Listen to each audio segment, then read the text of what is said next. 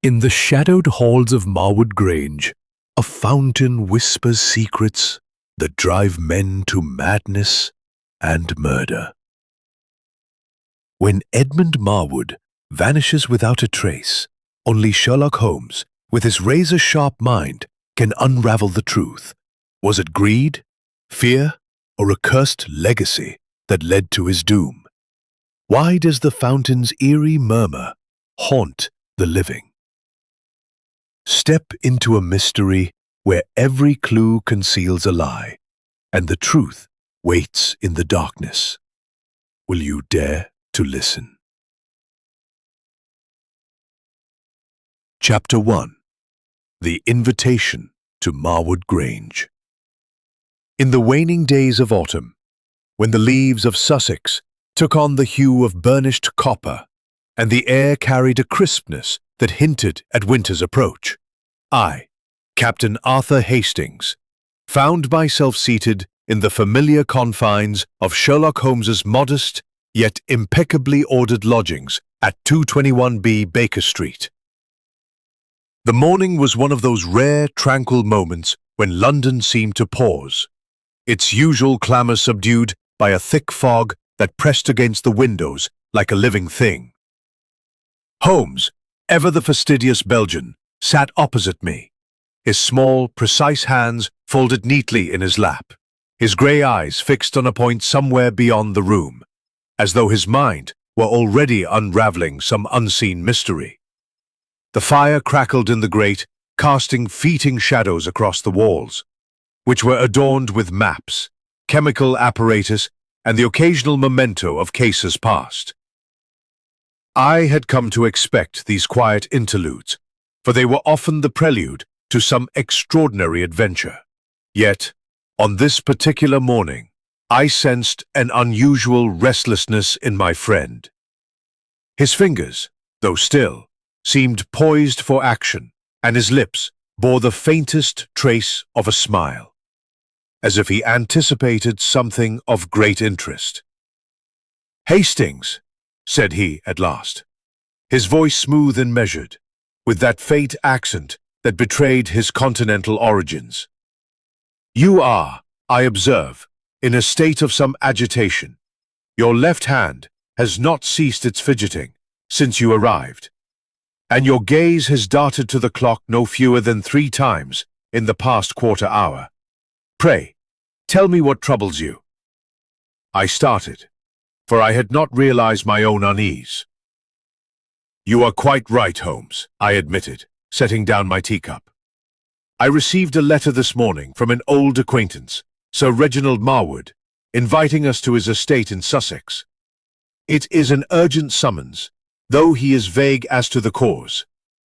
He speaks only of a matter requiring your particular talents." Holmes's eyes gleamed with interest, and he leaned forward slightly, his posture as alert as a hound catching a scent. "Sir Reginald Marwood," he mused. "Letter." I produced the missive from my pocket, its heavy cream paper embossed with the Marwood crest. Holmes took it with the care one might afford a rare manuscript, his eyes scanning the lines with rapid intensity. The letter was brief, but laden with an undercurrent of unease. "My dear Captain Hastings, I write to you in a state of some distress, for a matter has arisen at Marwood Grange that defies explanation and threatens the peace of my household. I have heard of your friend, Monsieur Sherlock Holmes, and his remarkable faculties. I beg you both to come at once, for I fear that only he can unravel the tangle in which we find ourselves. Pray make haste, for time is of the essence. Lodging and all comforts will be provided. Yours sincerely, Sir Reginald Marwood." Holmes handed the letter back to me, his expression inscrutable. "A tangle, he says," he murmured. "And yet he offers no particulars. This is not the work of a man who fears a simple theft or a domestic dispute. No, Hastings, there is something deeper here, something that disturbs the order of Sir Reginald's meticulously arranged life. We shall go to Marwood Grange at once." Within the hour, we were aboard a train bound for Sussex, the fog giving way to a patchwork of fields and hedgerows as we left London behind. Holmes sat in silence, his eyes half closed, but I knew his mind was far from idle. For my part, I could not shake a sense of foreboding, as though the very air of Marwood Grange held secrets too heavy to bear. We arrived at the small station of Marwood Halt shortly after noon, where a carriage awaited us, its driver a taciturn fellow with a weathered face. The journey to the Grange was a winding one, through lanes flanked by ancient oaks and past a village where the church spire pierced the sky like a needle. At last, we came upon Marwood Grange itself, a sprawling manor of red brick and leaded windows, its gables adorned with ivy that seemed to cling like a jealous lover. The gardens were a marvel, their symmetry broken only by the centerpiece, a stone fountain, its waters cascading softly, as though whispering secrets to the wind. Sir Reginald greeted us at the door, a tall, gaunt man in his late 50s, with a face etched by worry. His eyes, though kind, were shadowed, and his handshake was firm, but fleeting. "Monsieur Holmes, Captain Hastings, I cannot thank you enough for coming," he said, his voice low and urgent. "I fear you will find Marwood Grange less hospitable than I would wish, but your presence gives me hope." "Sir Reginald," said Holmes, his tone courteous but probing, "you have summoned me for a reason. Pray do not delay in sharing it, for the sooner I have the facts, the sooner I may restore order to your household." Sir Reginald hesitated, glanced through a maze of corridors, each lined with portraits of stern-faced Marwoods, who seemed to watch our progress with disapproval. The library was a cavernous room, its shelves groaning under the weight of leather-bound volumes, its air heavy with the scent of old paper and wax. A fire burned low, casting a warm glow over the assembled company. For Sir Reginald was not alone. There was Lady Eleanor Marwood, his wife, a woman of striking beauty despite her years, her dark eyes sharp and watchful. Beside her stood their son, Charles, a handsome young man with a sullen air, his hands thrust deep into his pockets. Miss Clara Vernon, Sir Reginald's niece, was a delicate creature with a nervous smile, her fingers twisting a lace handkerchief. Dr. Henry Grayson, the family physician, was a stout man with a florid face, his demeanor one of forced cheer. Lastly, there was Mrs. Agnes Poole, the housekeeper, a woman of middle age whose stern expression softened only when she addressed her employer. Holmes surveyed them all with that peculiar intensity that seemed to strip away pretense, his gaze lingering on each face as though committing it to memory. "A charming assembly," he remarked, his tone light but edged with purpose. "And yet I sense that all is not well. Sir Reginald, will you enlighten us?" Sir Reginald cleared his throat, his hands clasped tightly before him. "It is my brother Edmund," he said, his voice barely above a whisper. "He has vanished. 2 nights ago, he retired to his room after dinner, as was his custom. The next morning he was gone. His bed was undisturbed, his belongings untouched. We have searched the house, the grounds, even the village, but there is no trace of him." Holmes's eyes narrowed, and I saw the spark of interest flare within them. "Vanished, you say," he murmured. "And yet you suspect more than a simple departure. Why?" Sir Reginald's face grew pale. "Because," he said, "the night before he disappeared, Edmund spoke of hearing whispers, strange, unintelligible voices coming from the fountain in the garden. He was not a fanciful man, Monsieur Holmes, but he was afraid. And now I fear the worst." A silence fell over the room, broken only by the soft crackle of the fire and the distant, eerie sound of water cascading in the fountain outside.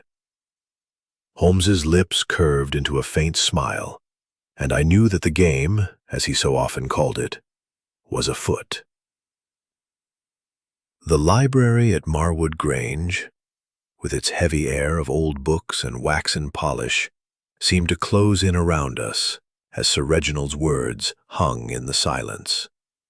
The faint, rhythmic sound of the fountain outside, barely audible through the thick panes of the window, took on an almost sinister quality. Sherlock Holmes, however, remained as composed as ever, his small, precise frame seated in a high-backed chair, his fingers steepled before him, and his grey eyes gleaming with that peculiar intensity that signalled the awakening of his formidable intellect.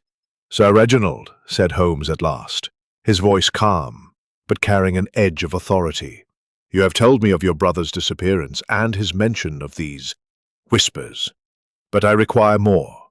Tell me of Edmund Marwood, his habits, his temperament, his place within household. Omit nothing, for even the smallest detail may prove significant." Sir Reginald, still pale, nodded and gestured for us to remain seated as he began to pace before the fire. The assembled company, Lady Eleanor, Charles, Miss Clara Vernon, Dr. Grayson, and Mrs. Poole, watched him with varying degrees of unease, their faces betraying secrets I could not yet decipher. Holmes, I knew, was observing them all, his mind cataloguing every glance, every twitch of a hand, every fleeting expression. "Edmund," said Sir Reginald, "was my younger brother by some 5 years. He was a man of quiet disposition, a scholar by nature, devoted to his studies of ancient languages and folklore. He had lived here at Marwood Grange for the past decade, ever since his health began to fail. He suffered from a weak heart, you see, and preferred the tranquillity of the countryside to the bustle of London. He was not given to flights of fancy, Monsieur Holmes, which is why his talk of whispers troubled me so." Holmes's eyes narrowed slightly. "And his relations with the household, were they harmonious?" Sir Reginald hesitated, his gaze flickering toward his wife. Lady Eleanor's lips tightened, but she said nothing. "Edmund was reserved," Sir Reginald admitted. "He kept to himself, spending most of his time in his study or walking the gardens. He and I were close in our youth, but in recent years we had grown apart. He had little patience for social niceties, and I fear he found our household somewhat stifling." Charles Marwood, who had been slouching against a bookcase, gave a short, bitter laugh. "Stifling is one way to put it," he muttered, earning a sharp glance from his mother. Holmes turned his gaze upon the young man, his expression unreadable. "You disagree with your father's assessment, Mr. Marwood. Pray, enlighten us." Charles flushed, his hands clenching in his pockets. "Uncle Edmund was a recluse, that's all, always muttering about his books and his precious fountain. He didn't care for any of us, not really, always going on about how the Grange was cursed, how the fountain held secrets no one should know. It was nonsense, of course, but he believed it." "Cursed." Holmes's voice was soft, but it carried a weight that silenced the room. An interesting choice of word. Did he elaborate on this curse? Charles shrugged, his sullenness returning. Stories about the fountain, how it was built over some ancient spring, how it whispered to those who listened. He was obsessed with it, especially these last few months. Kept saying he was close to uncovering something. Holmes leaned back, his fingers tapping lightly against the arm of his chair. "And the night of his disappearance, what transpired?" It was Mrs. Poole, the housekeeper, who spoke next, her voice steady, but tinged with unease. "Mr. Edmund dined with the family, as was his custom on Thursdays. He was quieter than usual, barely touching his food. After dinner, he excused himself and said he was going to the garden to listen to the fountain. I saw him leave through the French doors in the drawing-room at precisely 9 o'clock. "Precisely?" Holmes's eyebrow arched. "You are certain of the time, Mrs. Poole?" "I am," she replied, her tone firm. "I make it a point to know the comings and goings of this house. It was 9 o'clock by the hall clock." "And did anyone see him after that?" Holmes's gaze swept the room, lingering on each face. Miss Clara Vernon, who had been silent thus far, spoke in a voice barely above a whisper. I saw him, Monsieur Holmes. I couldn't sleep that night, so I went to my window. It overlooks the garden. I saw Uncle Edmund by the fountain, standing very still, as though he were listening to something. It was about 10:30. He looked frightened. Holmes's eyes gleamed with interest. "Frightened, you say, Mademoiselle Vernon? Describe this fear." Clara twisted her handkerchief, her eyes darting nervously to her uncle. His face was pale, and he kept looking around, as though he expected someone to appear. Then he turned and walked quickly back toward the house. I thought he was coming inside, but that was the last I saw of him. The room fell silent again, the weight of her words settling over us like a pall. Holmes turned to Dr. Grayson, who had been observing the exchange with a forced air of detachment. "Dr. Grayson, you are the family physician. Did Edmund Marwood exhibit any signs of mental instability? Could these whispers have been a product of his imagination, perhaps exacerbated by his heart condition?" Dr. Grayson cleared his throat, his florid cheeks reddening further.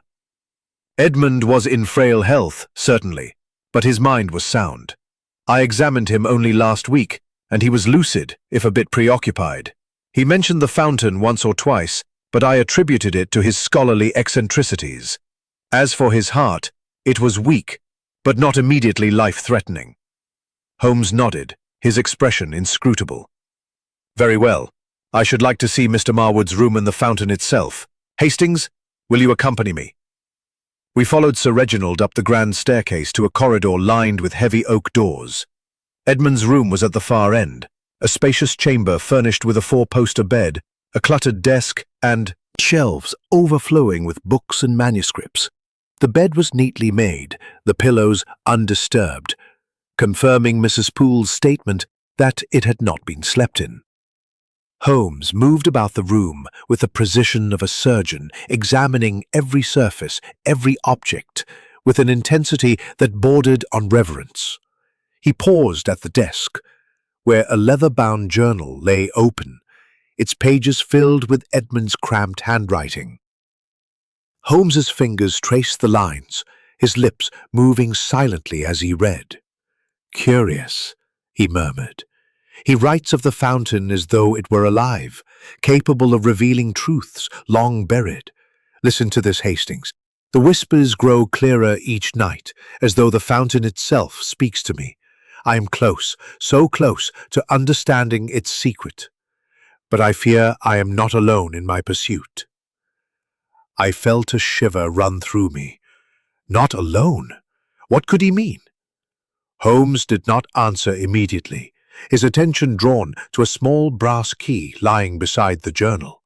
He picked it up, turning it over in his hand. "This key," he said, "is not for a door. It is too small, too delicate. Perhaps a lockbox or a drawer. We shall see." We descended to the garden, where the fountain stood in solitary splendor, its stone basin carved with intricate patterns of vines and flowers. The water flowed softly, its sound indeed like a whisper, though I could discern no words. Holmes knelt beside it, his fingers brushing the damp stone, his eyes scanning every detail. "The ground here is disturbed," he said, pointing to a patch of earth near the fountain's base. "Someone has stood here recently, and not just Edmund Marwood. There are two sets of footprints, one heavy, one lighter." I stared at the ground, seeing nothing but grass and soil, but I knew better than to doubt Holmes's observation. "You think someone was with him that night?" I asked. Holmes rose, dusting his hands.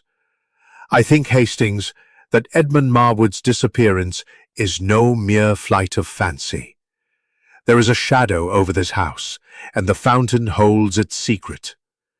We shall see what the night reveals." As we returned to the Grange, the sky darkened, and the whispers of the fountain seemed to follow us, a haunting refrain that promised answers and danger. Chapter 3. The Arrival of the Detective. The afternoon light at Marwood Grange had begun to fade, casting long shadows across the manicured lawns and deepening the sombre mood that clung to the old manor like damp ivy. I, Captain Arthur Hastings, felt the weight of the mystery pressing upon me, though I knew it was but a fraction of the burden carried by my friend, Sherlock Holmes. He stood now in the grand hall, his small, immaculate figure a stark contrast to the looming portraits of Marwood ancestors, his grey eye an apprehension, as though he were both saviour and inquisitor. Holmes had insisted on returning to the hall after our inspection of the fountain, declaring that he wished to speak with the family and staff together. "The truth, Hastings," he had said to me in a low voice as we ascended from the garden, "lies not only in objects and footprints, but in the hearts and minds of those who walk among them. We must observe, and we must listen." Now, as the assembled company gathered, Sir Reginald, Lady Eleanor, Charles, Miss Clara Vernon, Dr. Grayson, and Mrs. Poole, joined by a young maid named Sarah, who had been summoned at Holmes's request, Holmes stood before the great fireplace, his hands clasped behind his back, his demeanor one of calm authority. The air was thick with tension, the distant murmur of the fountain a faint, unsettling undertone. "Ladies and gentlemen," Holmes began, his voice clear and precise, with that faint Belgian inflection that lent it an air of quiet command. "I have been called to Marwood Grange to unravel the mystery of Mr. Edmund Marwood's disappearance.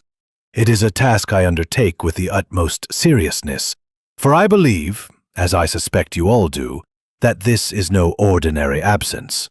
To resolve it, I require your cooperation. Each of you will be questioned, and each of you must speak the truth, however inconvenient it may be. The smallest omission, the slightest evasion, will only delay the restoration of order to this house." Sir Reginald nodded gravely, though his hands trembled slightly as he clasped them before him. "Of course, Monsieur Holmes. We are at your disposal." Holmes's gaze swept the room, lingering on each face with an intensity that seemed to pierce the very soul. "Let us begin with the events of the evening in question. Mrs. Poole, you have stated that Mr. Edmund left the drawing-room at 9 o'clock to visit the fountain. Mademoiselle Vernon, you saw him there at 10:30, appearing frightened. What happened in the intervening hour and a half? Who else was abroad in the house or grounds?" Lady Eleanor spoke first, her voice cool but tinged with defensiveness. "I retired to my sitting-room after dinner, Monsieur Holmes. I was reading until nearly 11 when I went to bed. I saw nothing of Edmund after he left the dining-room." Holmes's eyes narrowed slightly. "And you, Mr. Charles, where were you between 9 and 10:30? Charles shifted uncomfortably, his sullen demeanor giving way to a flash of irritation. "I was in the billiard room, playing a few frames by myself. I didn't feel like company that night. I didn't see Uncle Edmund or anyone else." Holmes turned to Dr. Grayson, who was mopping his brow with a handkerchief. "And you, Doctor?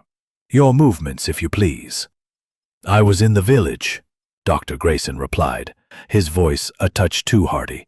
"I had a patient around 8:30 and returned just before midnight. I can provide the widow's name if needed." Holmes nodded, though his expression gave nothing away. "And you, Mademoiselle Vernon?" Clara's hands twisted her handkerchief into knots, her voice trembling. "I was in my room after dinner, writing letters. I only went to the window because I heard something, a sound like a cry, though it was faint. That's when I saw Uncle Edmund by the fountain." "A cry?" Holmes's voice was sharp, like a blade cutting through the fog of uncertainty. "Describe it, if you please." Clara hesitated, her eyes darting to her uncle. "It was brief, like a gasp or a shout cut off. I couldn't be sure. It might have been the wind or an animal." Holmes's lips curved into a faint smile, though it held no warmth. "The wind, mademoiselle, does not gasp. We shall return to this cry. Mrs. Poole, What of the staff? Was anyone else abroad that night? The housekeeper straightened, her stern face unyielding. The staff were in their quarters, Monsieur Holmes, save for Sarah, who was clearing the dining room until 9:30. The other maids and the footman were accounted for. I myself was in the kitchen until 10, overseeing the cleaning. Sarah, the young maid, nodded nervously when Holmes's gaze fell upon her.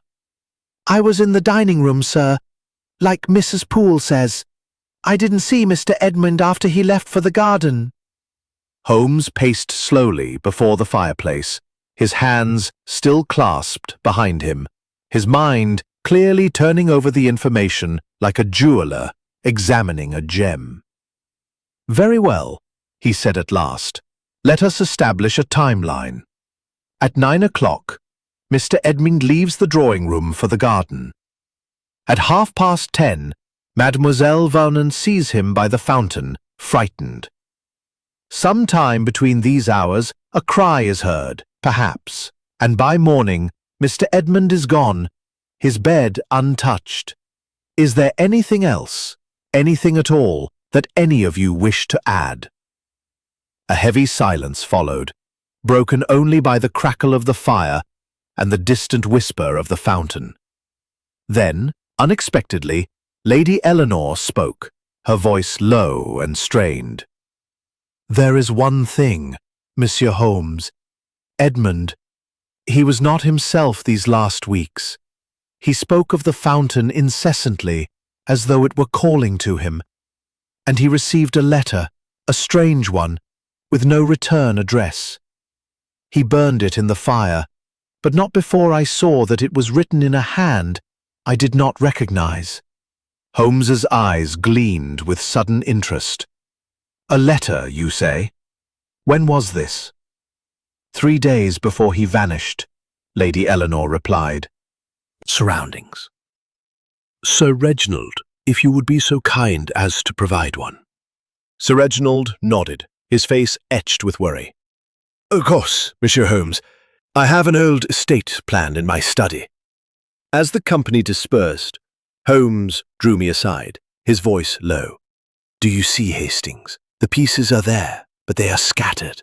A cry, a letter, a frightened man by a fountain that whispers. We must find the pattern, and quickly. We ventured into the garden once more, the twilight casting an eerie glow over the fountain. Holmes knelt again by the disturbed earth, his fingers tracing the outlines of the footprints he had noted earlier. These marks, he said, are fresh, no more than 2 days old. The heavier set belongs to a man, the lighter perhaps to a woman or a slight man. But look here, Hastings, there is a third mark, faint but unmistakable. A drag mark, as though something heavy was pulled across the grass. I peered at the ground, seeing only shadows, but Holmes' certainty was unshakable. Something heavy? I asked. You don't mean a body? Holmes rose, his eyes fixed on the fountain, its waters glinting in the fading light. I mean, Hastings, that Edmund Marwood did not simply vanish. He was taken, or he was removed. The fountain holds the key, but it is not yet ready to speak. As we returned to the house, the air grew colder, and the whispers of the fountain seemed to follow us, a haunting refrain that promised answers and peril. I could not shake the feeling that Holmes was already several steps ahead, his mind weaving a net to catch a truth that remained, for now, just out of reach. Chapter 4. The Interrogation of Motives. The evening at Marwood Grange descended with a weight that seemed to press upon the very walls, as though the house itself were holding its breath. The grand hall, now dimly lit by flickering candelabras, cast long shadows that danced across the oak panelling, lending an air of unease to the gathering. I, Captain Arthur Hastings, stood beside Sherlock Holmes, my nerves taut as I observed the assembled household. Holmes, as ever, was a study in composure, his small frame erect, his grey eyes scanning the room with the precision of a watchmaker. The map of the estate, provided by Sir Reginald, lay spread across a table, its intricate lines detailing the house, gardens, and the enigmatic fountain at their heart. Holmes had requested that the household reconvene after dinner, a meal marked by strained silences and the clink of silverware, during which no one spoke of Edmund Marwood's absence, though it loomed over us all. Now, as the clock struck 8, Holmes took his place at the head of the table, the map before him like a general's battle plan. Sir Reginald, Lady Eleanor, Charles, Miss Clara Vernon, Dr. Grayson, Mrs. Cutting through the tension with its calm, measured cadence. "Ladies and gentlemen," he began, his Belgian accent lending a certain elegance to his words, "we are gathered to probe deeper into the disappearance of Mr. Edmund Marwood. The facts, as we know them, are these. At 9 o'clock on Thursday evening, he left the drawing-room to visit the fountain. At 10:30, Mademoiselle Vernon observed him there, appearing frightened. A cry was heard, though its source remains uncertain. By morning, he was gone, his bed untouched, his belongings undisturbed save for a journal and a small brass key. There are footprints by the fountain, 2 sets and a drag mark. And there is the matter of a mysterious letter, burned but not forgotten. These are the threads of our tapestry. Now we must weave them together." He paused, his gaze sweeping the room, lingering on each face as though reading the secrets written there. "To do so, I must understand not only your movements but your motives. Each of you had a relationship with Mr. Edmund, however distant. Each of you may hold a piece of the truth. Let us begin with you, Sir Reginald. You described your brother as reserved, grown apart in recent years. Was there any discord between you?" Sir Reginald's hands tightened on the arms of his chair, his knuckles whitening. "Discord? No, Monsieur Holmes, not in the sense you imply. Edmund and I were different men. His world was books and solitude. Mine is the running of this estate. We had little in common, but there was no animosity." Holmes's lips curved slightly, though his eyes remained sharp. "And yet, you say he found this household stifling. Why?" Sir Reginald hesitated, glancing at his wife. Lady Eleanor's expression was unreadable, her dark eyes fixed on the map. "Edmund was particular," Sir Reginald said at last. "He disliked change, and the Grange has seen much of it. Renovations, new staff, my son's plans for modernization. He felt the old ways were being lost." Holmes nodded, turning to Charles. "Mr. Marwood, you spoke of your uncle's obsession with the fountain and its supposed curse.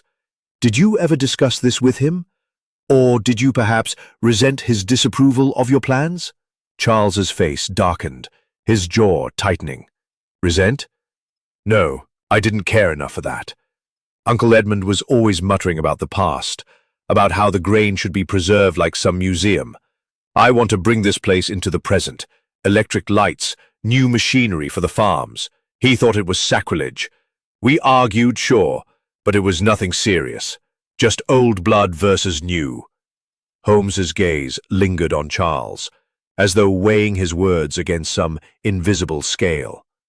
"And you, Lady Eleanor? You mentioned the burned letter. Did you ever speak to Edmund about it?" Lady Eleanor's posture stiffened, her hands folding neatly in her lap. "No, Monsieur Holmes. Edmund was not one to confide. Only briefly, when he left it on the drawing-room table. It was written in a hurried hand, and the paper was cheap, not the sort one expects in this house. I asked him about it, but he brushed me off and burned it later that day." Holmes's fingers tapped lightly on the map, his eyes narrowing. "Cheap paper, a hurried hand. Most interesting. And you, Mademoiselle Vernon, your uncle's fear at the fountain. What did you make of it?" Clara's hands trembled, her handkerchief now a crumpled mass. I don't know, Monsieur Holmes. Uncle Edmund was always so calm, so scholarly. To see him like that, so afraid, It was as though he'd seen something terrible. I wanted to go to him, but I was too frightened myself. Holmes's expression softened, though only slightly. Fear, mademoiselle, is a powerful lens. It reveals much. Dr. Grayson, you examined Mr. Edmund recently. Did he speak of any threats, any enemies?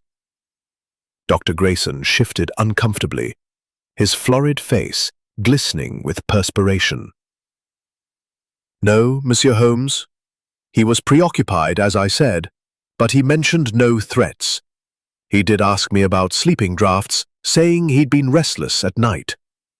I prescribed a mild tonic, nothing more. Holmes's eyebrow arched. Restless, you say? And did you provide this tonic? I did, Dr. Grayson replied. A small vial, enough for a week. It was in his room, I presume. Holmes made a note on a small pad he carried, his movements precise. We shall verify that. Mrs. Poole, as housekeeper, you see much that others do not. Did Mr. Edmund have visitors, correspondence, anything unusual in the days before his disappearance? Mrs. Poole's stern face remained impassive, though her eyes flickered with something I could not place.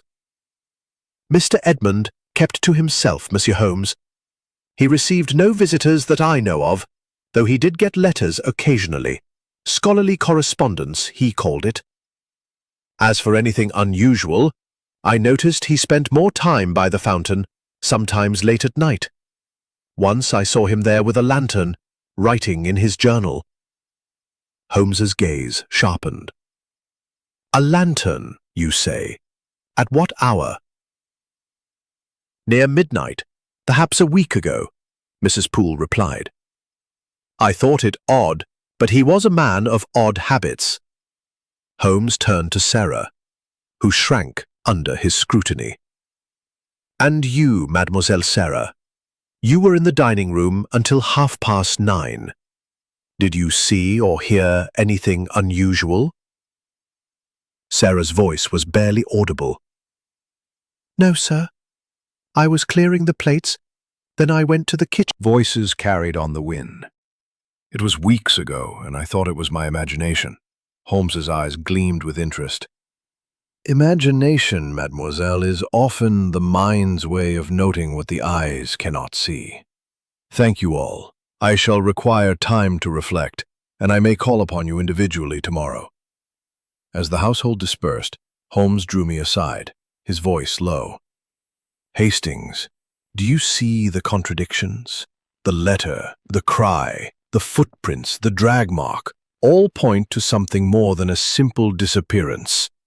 And the fountain, it is the center of this mystery, yet it guards its secrets well.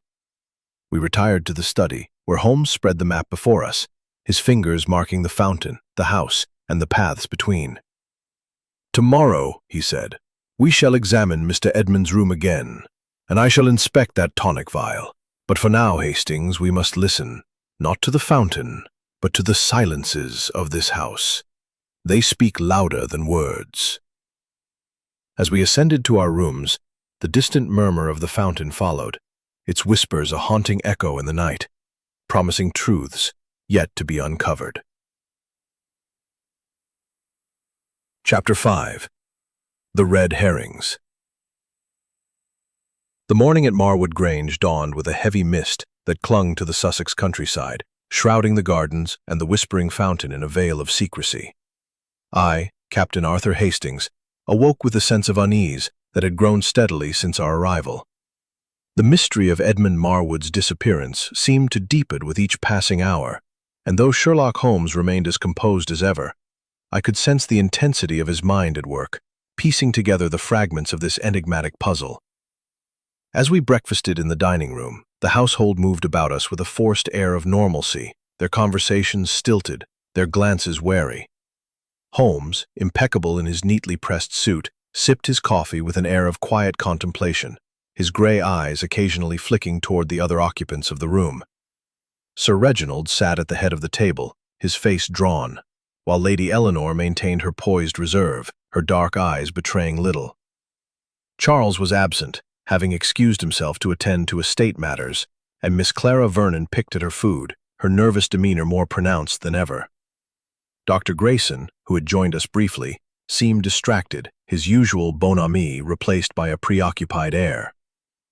Mrs. Poole oversaw the service with her customary efficiency, though I noticed her eyes lingered on Holmes, as if gauging his progress. After breakfast, Holmes announced his intention to revisit Edmund's room, and I followed him up the grand staircase, my mind abuzz with questions. "Holmes," I ventured as we reached the corridor, "do you suspect foul play? The drag mark by the fountain, the burned letter, it all seems to point to something sinister." Holmes's lips curved into a faint smile, though his eyes remained sharp. "Foul play, Hastings, it is." A possibility, but we must not leap to conclusions. The mind, like a fine instrument, must be tuned to the truth, not swayed by the clamour of suspicion. Let us see what Mr. Edmund's room reveals today. The chamber was as we had left it, its air heavy with the scent of old books and wax. Holmes moved with his usual precision, his small hands examining every detail with meticulous care. He paused at the desk, where the leather-bound journal still lay open, its pages filled with Edmund's cramped script. Beside it was the small brass key which Holmes picked up once more, turning it over in his fingers. "This key," he mused, "is a curious thing. Too small for a door, too delicate for a strong box, perhaps a drawer or a hidden compartment." He began to inspect the desk, his fingers probing the edges of each drawer, but found nothing that the key might fit. Undeterred, he turned his attention to the bookshelves, running his hands along the spines of ancient volumes, his eyes narrowed in concentration. It was then that a commotion from below drew our attention. Raised voices echoed up the staircase, followed by the sound of hurried footsteps. Holmes and I descended to the hall, where we found Charles Marwood, his face flushed with anger, confronting a newcomer, a burly man in a tweed suit, his hat clutched in his hand, his expression one of defiance. "Monsieur Holmes," Charles exclaimed, turning to us, "this is Inspector Lestrade from Scotland Yard. He's come poking about, insisting on searching the grounds. I told him you're handling the matter, but he won't listen." Holmes's eyes gleamed with interest as he regarded the inspector, a man whose weathered face and dogged demeanour I recognized from past encounters. "Inspector Lestrade," Holmes said, his tone courteous but tinged with amusement, "your presence is unexpected. May I inquire what brings you to Marwood Grange?" Lestrade cleared his throat, his eyes narrowing as he met Holmes's gaze. "A report, Mr. Holmes. We received word yesterday that Edmund Marwood was seen in the village the night he vanished, boarding a late train to London. It's a clear case of a man running off, likely in debt or trouble. I'm here to confirm it and close the matter." Holmes's smile widened, though it held no warmth. "A train to London, you say? Most intriguing. And who reported this sighting?" "A villager," Lestrade replied, his tone defensive. "A reliable sort, a shopkeeper named Jenkins. Saw Marwood clear as day at Marwood Hall, 10 minutes past 11. Holmes turned to Clara, who had joined us in the hall, her face pale. "Mademoiselle Vernon, you saw your uncle by the fountain at 10:30. Could he have reached the station by 10 minutes past 11? Clara shook her head, her voice trembling. "It's a 20-minute walk to the station, Monsieur Holmes, and the path is rough. I don't see how he could have made it so—" Holmes nodded, his gaze returning to Lestrade. "A curious discrepancy, Inspector. And yet you are ready to conclude that Mr. Edmund fled to London. Have you considered the footprints by the fountain, or the drag mark, or the burned letter, seen by Lady Eleanor?" Lestrade's face reddened. "Footprints and letters don't prove a crime, Mr. Holmes. Men disappear for all sorts of reasons. Debts, scandals, family quarrels. I've seen it before. Marwood's probably holed up in some London boarding house, avoiding his creditors." Holmes's eyes sparkled with that familiar glint of challenge. Creditors, you say? An interesting theory. Sir Reginald, was your brother in financial difficulty? Sir Reginald, who had joined us, shook his head firmly. No, Mr. Holmes. Edmund had a modest income from investments, managed by our family solicitor. He lived frugally, with no debts that I know of. Lestrade shrugged, undeterred. Then it's a family matter, perhaps. I'll search the grounds and his room, just to be thorough. Holmes raised a hand, his tone polite but firm. You are welcome to your methods, Inspector, but I must insist that any search be conducted with my supervision. The clues in this case are delicate, and I will not have them trampled by haste. Lestrade bristled, but nodded grudgingly, and we accompanied him to the garden, where the fountain stood, its waters whispering softly in the mist. Holmes knelt once more by the disturbed earth, pointing out the footprints and drag mark to Lestrade, who squinted skeptically. Could be gardeners or servants, Lestrade muttered. Doesn't mean much. Holmes's smile was enigmatic. To you, perhaps, Inspector. But to me, these marks are words in a story yet to be read. Allow me to show you something. He led us to a nearby hedge, where a small piece of fabric, dark blue and torn, was caught on a thorny branch. This, he said, was not here yesterday. It suggests someone passed through in haste, perhaps in the dark. Lestrade frowned, taking the fabric. Could be anyone's. I'll have it looked at, but I'm sticking with the train story until I see evidence otherwise. Holmes said nothing, but I could see the wheels turning in his mind. As Lestrade departed to question the villagers, Holmes drew me aside. Hastings, he said, his voice low. The inspector's theory is a red herring, designed to distract. The train sighting is too convenient, too neatly timed. We must look closer at the household, for the truth lies here, not in London. We returned to Edmund's room, where Holmes resumed his examination, this time focusing on the tonic vial Dr. Grayson had mentioned. It stood on a bedside table, half empty, its label faded but legible. Holmes uncorked it. Stronger than prescribed. We must speak to Dr. Grayson again. As we descended to find the doctor, I felt the net of suspicion tightening around the household. Lestrade's theory, though plausible, seemed to crumble under Holmes's scrutiny.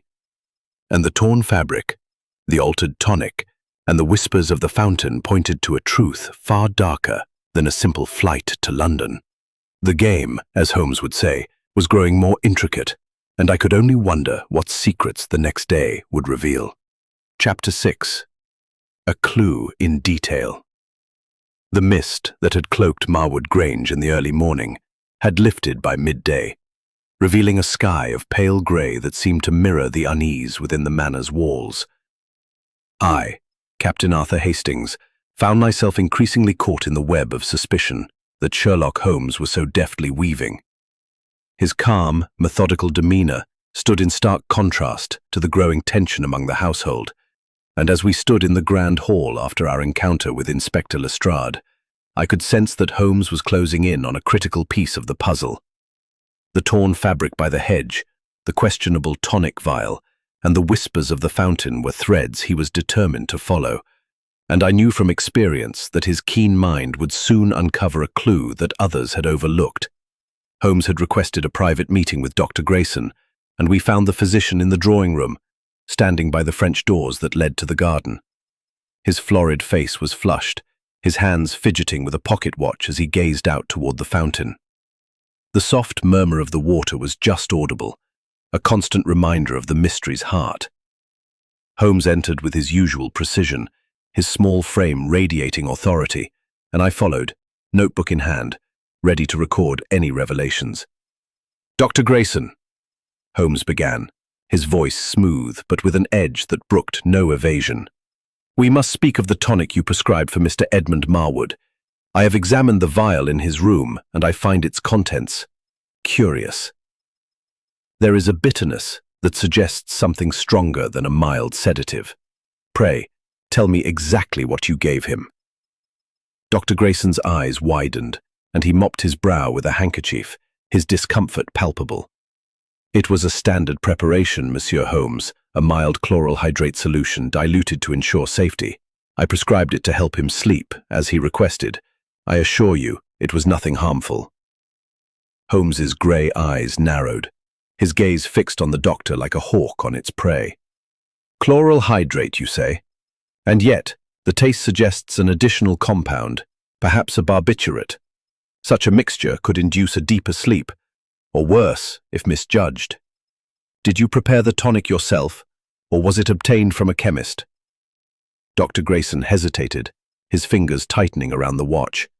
I prepared it myself, from my own supplies. I keep a small dispensary in my office at the village. But I swear, Monsieur Holmes, it was only chloral hydrate. If there's anything else in it, I cannot account for it. Holmes's lips curved into a faint, enigmatic smile. Cannot account for it, Doctor. That is most unfortunate. For if the tonic was tampered with, it suggests a deliberate act. We shall have the contents analyzed. But for now, I advise you to reflect carefully on your recollection.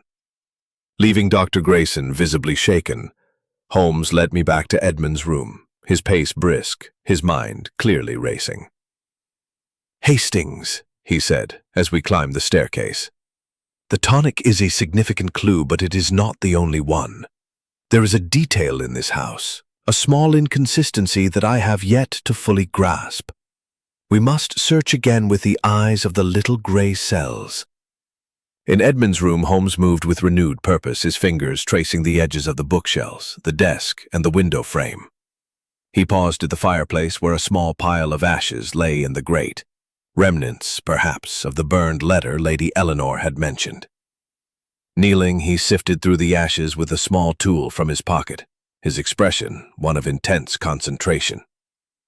Here, Hastings, he said at last, holding up a tiny fragment of paper no larger than a postage stamp. A remnant of the mysterious letter. The ink is still legible, though faint. See this word, beware, and here, a partial symbol like a crescent moon. It is not much, but it is enough to confirm that the letter was no ordinary correspondence. I peered at the fragment, marveling at Holmes's ability to find significance in such a minute detail. Beware, I repeated. A warning, then. But of what? Holmes rose, slipping the fragment into a small envelope. That, Hastings, is the question. A warning implies a threat, and a threat implies intent. We must consider who might have sent such a letter, and who might have ensured its destruction. Our next stop was the garden, where Holmes wished to examine the fountain once more. The air was cool, the grass damp beneath our feet, and the fountain's whispers seemed louder in the stillness of the afternoon. Holmes circled the stone basin, his eyes scanning every carving, every crevice. He paused at the base, where the footprints and drag mark had been noted, and knelt to inspect the ground more closely. Look here, Hastings, he said, pointing to a small metallic glint half buried in the soil.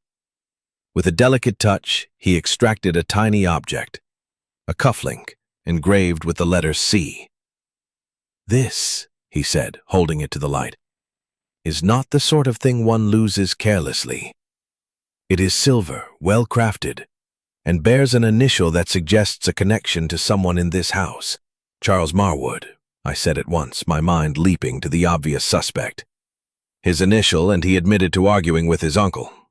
Could he have been here that night? Holmes's smile was cryptic. The cufflink... Suggestive, Hastings. But we must not be swayed by the obvious. A clue so prominent is often a distraction. Charles is not the only C in this household. There is also Clara Vernon, and we must not discount the possibility that the cufflink was placed here deliberately to mislead. I frowned, struggling to keep pace with his reasoning. Placed deliberately? But why? To divert suspicion, Holmes replied, slipping the cufflink into his pocket, or to conceal a greater truth. Come, we must speak to Charles and Clara, but first, I wish to examine the path to the village. If Inspector Lestrade's shopkeeper is correct, Edmund Marwood reached the station in record time, a feat I find improbable. We followed the winding path from the Grange to Marwood Halt, a journey that took us precisely 22 minutes at a brisk pace.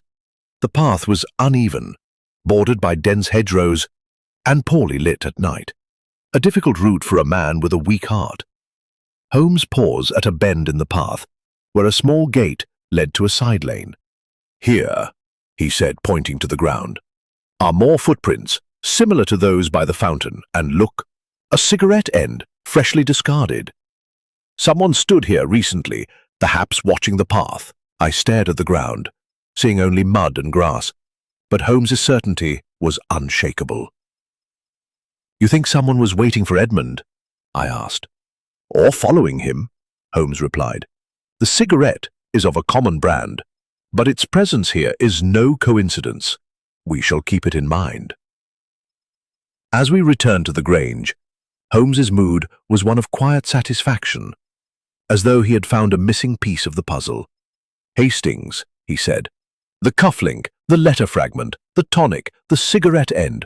These are the details that will unravel this mystery. But we must be patient, for the truth is like a delicate flower, it must be coaxed into bloom.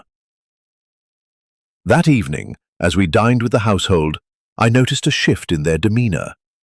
Charles was sullen, avoiding Holmes's gaze, while Clara seemed on the verge of tears. Lady Eleanor maintained her icy composure, but her hands betrayed a slight tremble.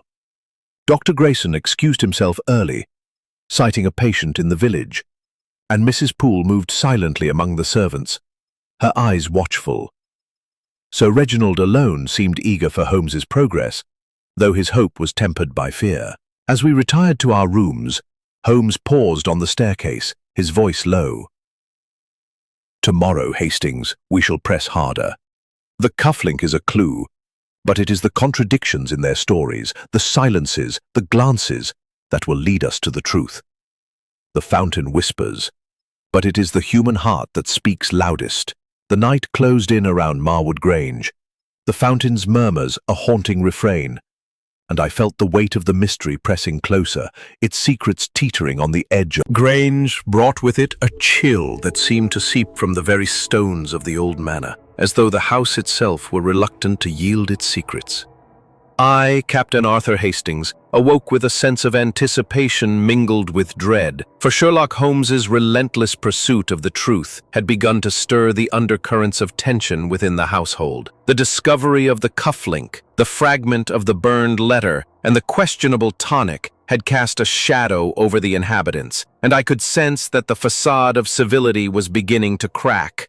Holmes, as was his custom, was already dressed and alert when I joined him in the dining room for breakfast. His small, precise frame was seated at the table, a cup of black coffee before him, his gray eyes scanning a small notebook where he had jotted observations from the previous day.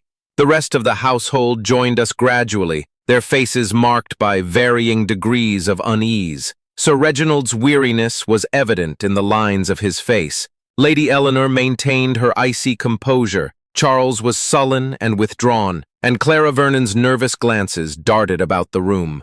Dr. Grayson was absent, having been called to the village on another medical errand, and Mrs. Poole moved silently among the servants, her stern demeanor betraying nothing. As we finished our meal, Holmes rose, his voice cutting through the strained silence. "Ladies and gentlemen," he said, his Belgian accent lending a quiet authority to his words. "I have made progress in our inquiry, but there are threads yet to be unraveled. I shall require private interviews with each of you today, beginning with Mr. Charles Marwood. We shall meet in the library in 10 minutes. Charles's head snapped up, his eyes narrowing, but he nodded curtly and left the room. Holmes turned to me, his expression enigmatic. "Hastings," he said in a low voice, "the cufflink with the initial C is a significant clue, but it is the contradictions in their stories that will lead us to the heart of this mystery." Observe closely, for the human heart is a map, and its secrets are written in its hesitations. In the library, with its heavy air of old books and flickering firelight, Charles awaited us, his posture defiant, his hands thrust into his pockets. Holmes took his seat opposite, his fingers steepled, his gaze piercing. "Mr. Marwood," He began. "yesterday we found a cufflink by the fountain, engraved with the letter C. It is a fine piece, silver, not the sort one loses carelessly. Is it yours?" Charles's face flushed, his jaw tightening. A cufflink? I don't know anything about it. I have plenty of cufflinks, sure, but I don't keep track of them. Could be mine, could be someone else's. Why does it matter? Holmes's smile was faint but sharp. "It matters, Mr. Marwood, because it was found near the fountain, where your uncle was last seen, and where footprints and a drag mark suggest a Struggle. You told us you were in the billiard room that night, alone. Can anyone confirm this? Charles shifted uncomfortably, his eyes flickering to the window. No one was with me. I told you, I didn't feel like company. I played a few frames, then went to bed. That's all. Holmes leaned forward slightly, his voice soft but relentless. And yet you argued with your uncle about his disapproval of your plans for the estate. You called his beliefs nonsense. Was there more to this disagreement? Perhaps a financial motive? The modernization you propose is costly, and your uncle's presence here with his share of the family fortune may have been inconvenient. Charles's face darkened, his hands clenching into fists. That's absurd, Holmes. Yes, we argued, but it was about ideas, not money. Uncle Edmund's income was his own, and I have no claim to it. I'm not some villain skulking about, plotting murder over a few pounds. Holmes's expression remained impassive. No one has spoken of murder, Mr. Marwood. But your passion is noted. One final question. Have you ever heard the whispers your uncle spoke of, coming from the fountain? Charles hesitated, his defiance faltering. Once, he admitted, his voice low. A few weeks ago, late at night, I was walking in the garden, and I thought I heard something. Not words, just a sound, like voices murmuring. I thought it was the wind, or maybe I had too much wine. I didn't think much of it until Uncle Edmund started going on about it. Holmes nodded, dismissing Charles with a wave of his hand. As the young man left, Holmes turned to me. A crack in the armor, Hastings? His admission about the whispers is significant, and his denial about the cufflink is too vehement. We shall see what others reveal. Next, we spoke with Clara Vernon, who entered the library with the air of a frightened bird, her hands twisting her ever-present handkerchief. Holmes's tone softened, though his eyes remained sharp. Mademoiselle Vernon, he said, you saw your uncle by the fountain, frightened. You also heard a cry that night. Can you recall anything else, any detail, however small? Clara's eyes filled with tears, her voice trembling. I've tried to remember, Monsieur Holmes, but it's all so vague. The cry was so brief, and I was so startled. I think it came from the garden, near the fountain, but I can't be sure. And Uncle Edmund, he was clutching something in his hand that night, something small and shiny. I couldn't see what it was. Holmes's gaze sharpened. Something shiny, you say? Could it have been the cufflink we found? Clara shook her head. I don't know, Monsieur Holmes. It was too far to see clearly, but it glinted in the moonlight. I'm sorry. I wish I could. Uncle ever speak of his financial affairs or of any enemies? Clara hesitated, her eyes darting to the floor. He mentioned once that he was worried about money. Not that he was in debt, but that someone was pressing him about an investment, something to do with his research. He didn't say who, but he seemed anxious. That was a few weeks ago.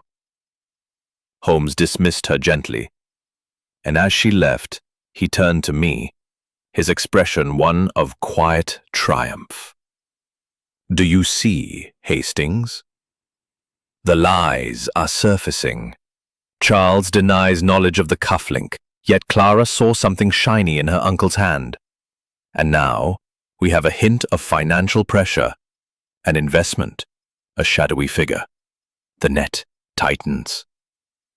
Our final interview of the morning was with Lady Eleanor, who entered with her usual poise, though her eyes betrayed a flicker of unease. Holmes wasted no time. "Lady Eleanor," he said, "you saw the burned letter. You also live in this house, where secrets are kept as closely as the jewels in your safe. Was there anything between you and Edmund Marwood? Any discord?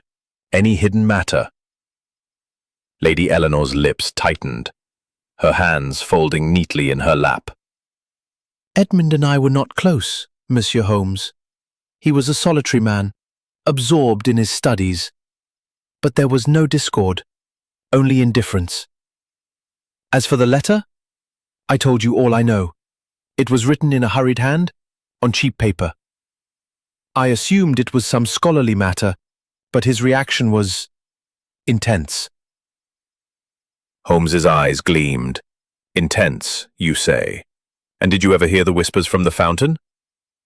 Lady Eleanor hesitated, her composure faltering for a moment. Yes, once, late at night, about a month ago. I thought it was my imagination, but it was eerie, like voices speaking in a language I couldn't understand. I mentioned it to Edmund, and he became agitated, saying I should stay away from the fountain. Holmes nodded, dismissing her with a courteous bow. As we were left alone, he turned to me, his voice low. "The fountain, Hastings, is the key to this mystery, but it is the human heart that unlocks it. Charles, Clara, Lady Eleanor, all have heard the whispers, and all are hiding something. The cufflink, the letter, the investment. These are the threads we must follow. Tomorrow we shall set a trap, for the truth is close and it will not elude Sherlock Holmes." As we left the library, the distant murmur of the fountain seemed to grow louder, its whispers weaving through the air, promising secrets that were at last beginning to surface. Chapter 8. The Emotional Turning Point.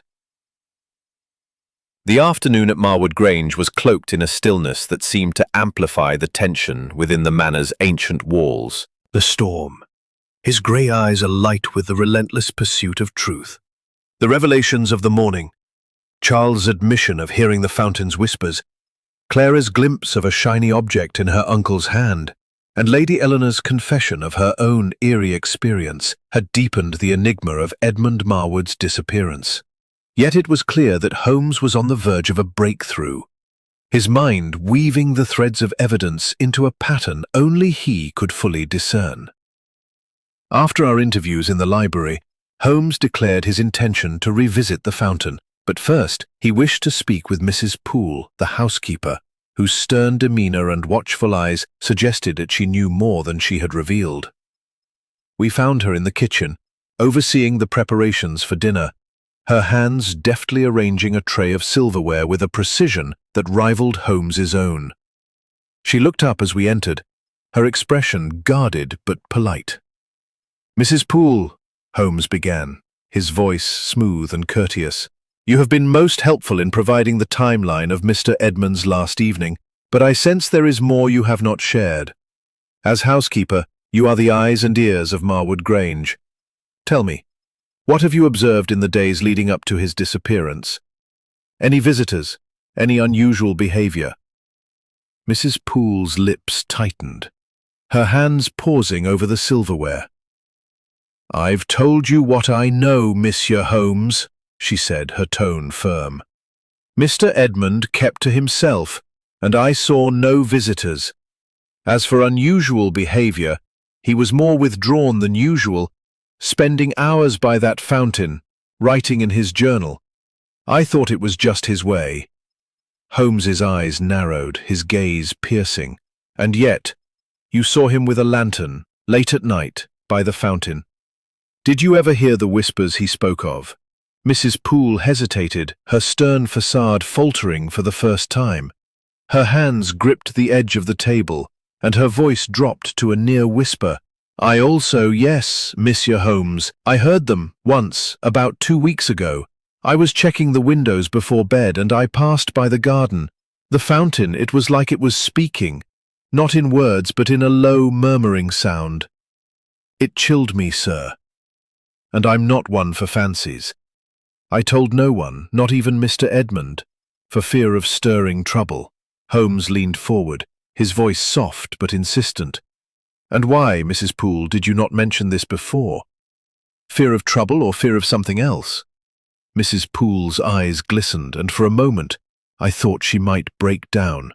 "It's this house, Monsieur Holmes," she said, her voice trembling. "There's something wrong here, something that's been wrong for years. Mr. Edmund was digging into things best left alone.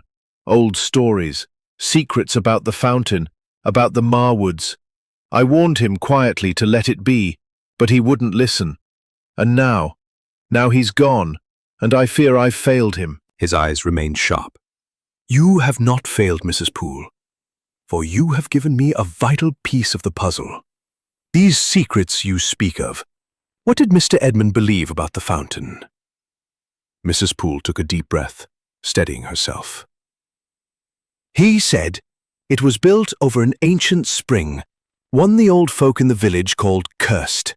He found papers in the library, old records from the first Marwoods who built this house.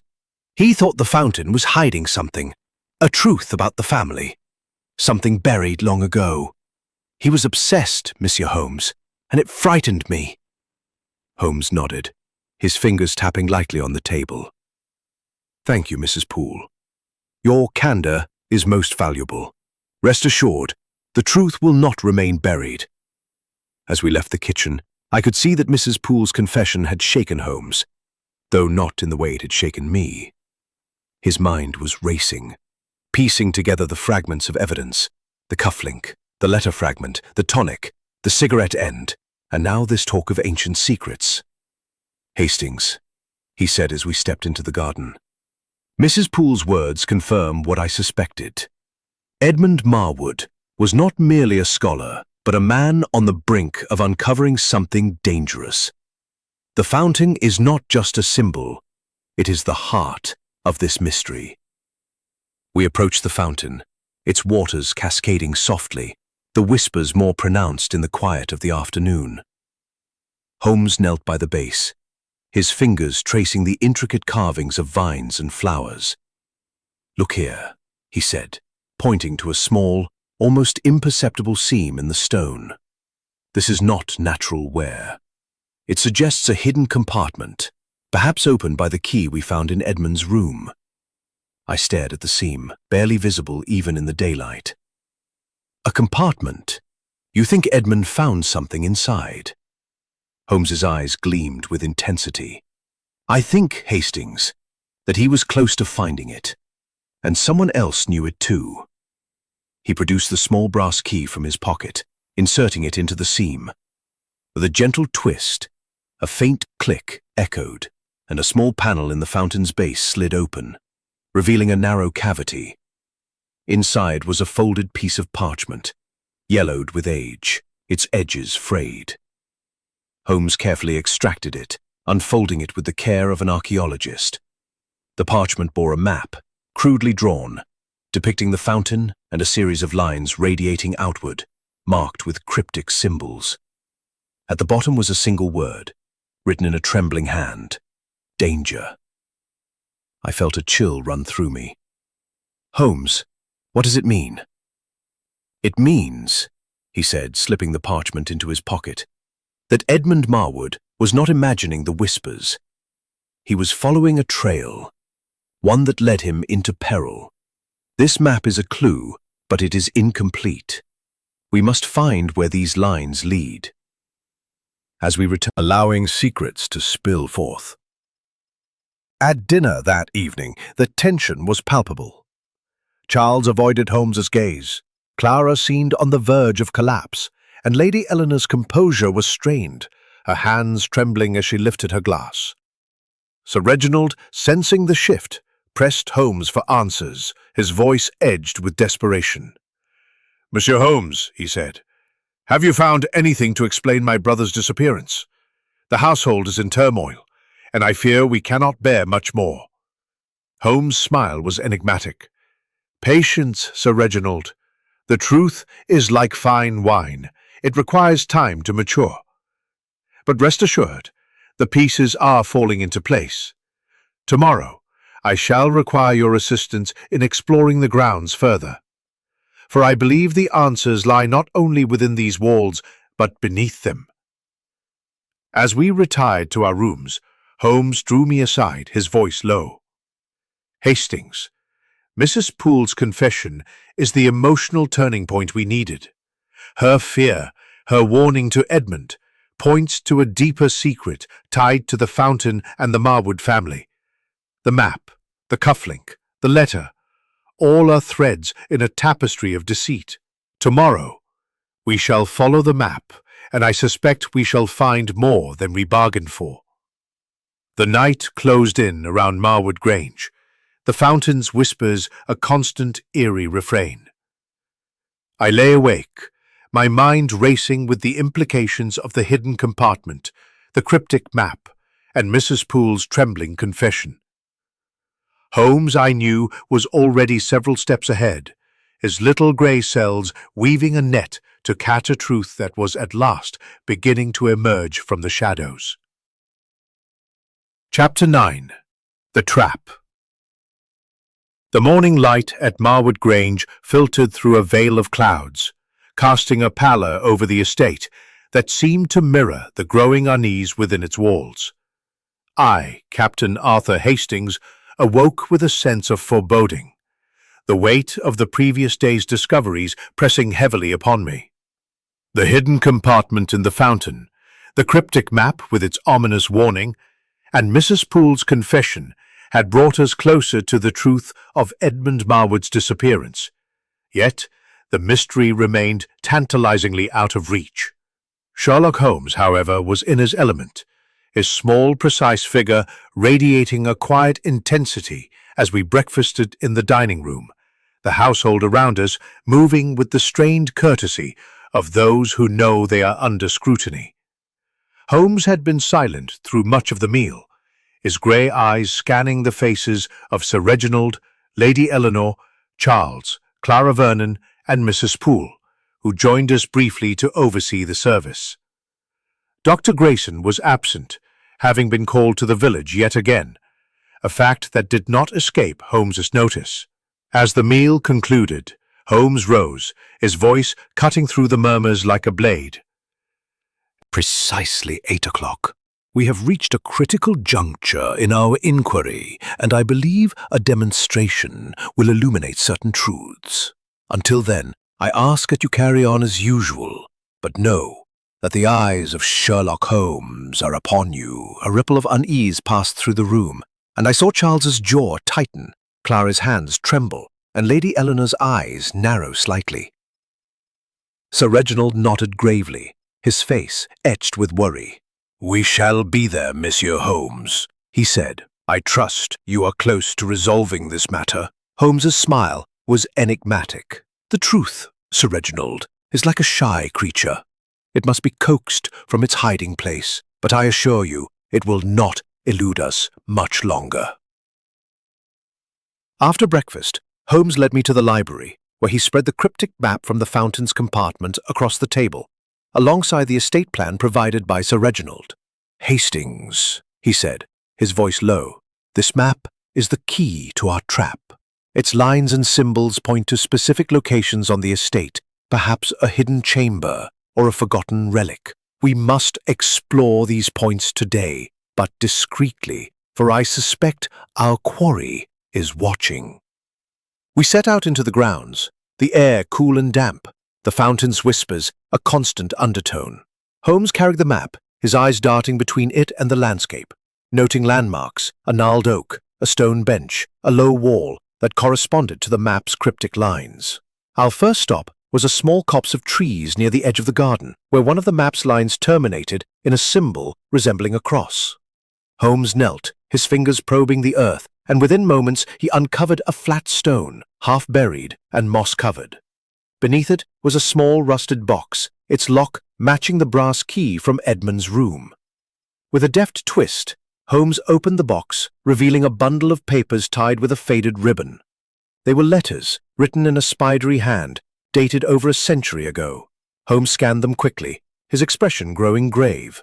"These are correspondence between the first Marwood baronet and an unknown party," he said. "They speak of a treasure hidden on the estate, tied to the fountain's spring, and a pact to keep it secret. There is mention of a betrayal and a curse upon those who seek it. Edmund Marwood was not chasing myths, Hastings. He was uncovering a family secret that someone wished to remain buried." I felt a chill, not from the air, but from the implications. "You think this treasure is what drew someone to harm him?" Holmes's eyes gleamed. "I think, Hastings, that the promise of wealth or the fear of its discovery can drive even the most civilized to desperate acts. But we must proceed carefully, for tonight's trap will reveal more than papers." We returned to the house, where Holmes spent the afternoon in quiet contemplation, his fingers occasionally tapping the map as he murmured to himself. I could see his mind at work, piecing together the clues, the cufflink, the letter fragment, the tonic, the cigarette end, the whispers, and now these ancient letters. As evening approached, he grew more animated, his movements precise and purposeful, like a conductor preparing for a symphony's climax. At 8 o'clock, the household gathered in the drawing room, its heavy curtains drawn against the night, the fire casting flickering shadows across the faces of Sir Reginald, Lady Eleanor, Charles, Clara, Mrs. Poole, and Sarah, who had been summoned at Holmes's request. Dr. Grayson had returned, his face flushed from his village errand, and he took his place with a wary glance at Holmes. Inspector Lestrade, who had returned to check on progress, stood by the door, his skepticism palpable. Holmes stood before the French doors, the fountain's whispers faintly audible beyond. "Ladies and gentlemen," he began, his voice clear and commanding, "we are here to confront the truth of Edmund Marwood's disappearance. I have observed you all, and I have found that truth is often hidden in the silences between words, in the glances you exchange, in the secrets you keep. Tonight I shall lay a trap to draw that truth into the light." He produced the cufflink, holding it aloft so the firelight caught its silver surface. "This was found by the fountain where Mr. Edmund was last seen. It bears the initial C. Mr. Charles Marwood, you denied knowledge of it, yet your agitation suggests otherwise. Mademoiselle Vernon, you saw something shiny in your uncle's hand that night. Was it this?" Clara gasped, her hands flying to her mouth. I don't know, Monsieur Holmes. It could have been." Holmes turned to Charles, his gaze unrelenting. "And you, Mr. Marwood, admitted to hearing the fountain's whispers, as did Mrs. Poole and Lady Eleanor, yet you all dismissed them, even as Mr. Edmund grew obsessed. Why?" Charles's face reddened, his voice rising. "I told you it was nothing, just the wind, or my imagination. You're making something out of nothing, Holmes." Holmes's smile was cold. "Nothing, Mr. Marwood? Then let us consider the tonic prescribed by Dr. Grayson." He held up the vial, its contents glinting in the light. "It contains more than chloral hydrate, a stronger sedative, perhaps enough to render a man unconscious. Dr. Grayson, can you explain this?" Dr. Grayson's face paled, his hands trembling. I swear, Monsieur Holmes, I prepared it as I said. If it's been altered, it was not by me." Holmes stepped closer to the French doors, his voice dropping to a dramatic whisper. "And then there is the fountain itself, which whispers not just to Mr. Edmund but to others. I have found a hidden compartment within it, containing a map that points to a secret." A murmur of shock rippled through the room, and I saw fear in Clara's eyes. Anger in Charles's and a strange intensity in Lady Eleanor's. Sir Reginald rose, his voice trembling. Mr. Holmes, if there is a secret, we must know it. Lead on. We moved as a group to the garden. The night air cold and heavy, the fountain's whispers louder now, almost urgent. Holmes knelt by the base, pointing to the seam he had discovered. Here, he said, is where the truth begins. But it is not the fountain that will betray the guilty, it is their own actions. As he spoke, a sudden movement caught my eye. Charles lunged forward, his face contorted with rage, and seized the brass key from Holmes's hand. "Enough of this!" he shouted. "You're stirring up ghosts, Holmes. There's nothing here but old stories." Holmes remained calm, his eyes locked on Charles. "And yet, Mr. Marwood, your reaction betrays you. Why such fear unless you know what the fountain hides?" Charles froze, the key clutched in his hand, his chest heaving. The household stared, the air thick with tension. And I knew that Holmes's trap had sprung, though the full truth remained just beyond our grasp. Chapter 10. The Reveal. The night air around Marwood Grange was thick with tension, the fountain's whispers a relentless undercurrent as the household stood frozen, their eyes fixed on Charles Marwood. His sudden lunge for the brass key, snatched from Sherlock Holmes's hand, had shattered the fragile veneer of civility that had held the group together. I, Captain Arthur Hastings, felt my heart pound as I watched the scene unfold, the flickering lantern light casting eerie shadows across Charles's contorted face. Holmes, however, remained a pillar of calm, his small frame silhouetted against the fountain, his grey eyes gleaming with the triumph of a hunter who has cornered his prey. "Mr. Marwood," Holmes said, his voice low and precise, carrying the weight of inevitability, "your actions speak louder than your denials. The key you hold is the key to a secret your uncle sought to uncover, a secret tied to this fountain and the history of your family. Why do you fear its revelation?" Charles's hand trembled, the key glinting in the lantern's glow. His eyes darted from Holmes to the assembled company, Sir Reginald pale and stricken, Lady Eleanor, her composure cracking, Clara trembling with fear, Mrs. Poole stern but visibly shaken, Sarah wide-eyed, and Dr. Grayson, whose florid face was now ashen. Inspector Lestrade, standing at the edge of the group, watched with a scowl, clearly torn between skepticism and curiosity. "I don't fear anything," Charles snapped, his voice hoarse. "This is nonsense, old myths, nothing more. Uncle Edmund was mad, obsessed with fairy tales about curses and treasures. You're twisting everything, Holmes." Holmes's smile was cold, his gaze unrelenting. "Twisting, Mr. Marwood? No, I am unraveling. Let Was lay out the facts, step by step, and see where they lead. The little grey cells, they do not lie." He turned to the group, his voice rising slightly, commanding their attention.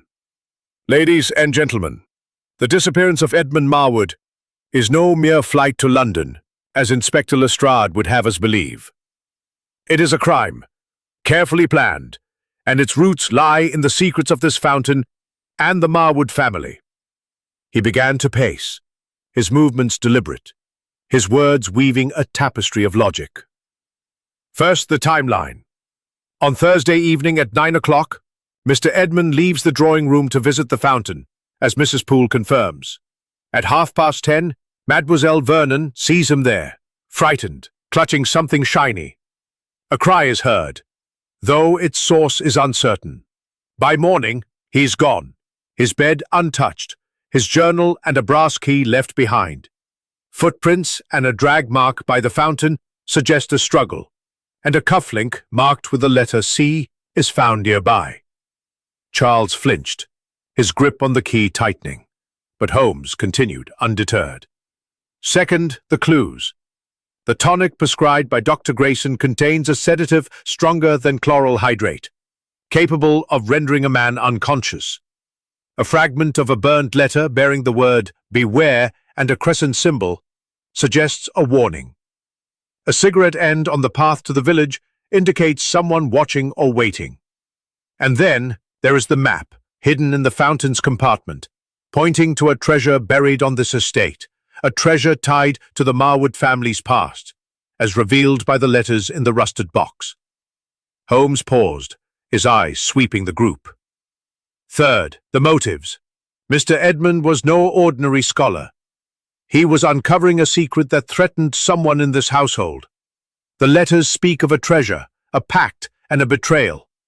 Someone feared its discovery, for it could alter the fortunes of Marwood Grange. Let us examine each of you. He turned to Sir Reginald. You, Sir Reginald, claim no discord with your brother. Yet you admitted that he found the household stifling. Did his pursuit of the fountain secret threaten your authority? Sir Reginald shook his head, his voice trembling. I knew nothing of his research, Monsieur Holmes. I loved my brother, despite our differences. Holmes nodded, moving to Lady Eleanor. You, Lady Eleanor, saw the burned letter and heard the fountain's whispers. Did you fear what Edmund might uncover? Perhaps something tied to the family's honor? Lady Eleanor's eyes flashed with indignation. I had no reason to fear him, Monsieur Holmes. His obsessions were his own. Holmes turned to Clara. Mademoiselle Vernon, you saw your uncle's fear and heard a cry. You spoke of his worry over an investment. Were you protecting him or hiding your own involvement? Clara's tears spilled over, her voice a whisper. I only wanted to help him, Monsieur Holmes. Holmes's gaze shifted to Dr. Grayson. Doctor, your tonic was altered. Did you tamper with it? Or did someone else use your dispensary to their own ends? Dr. Grayson's hand shook, his voice faltering. I swear, Monsieur Holmes, I prepared it as prescribed. If it was altered, it was without my knowledge.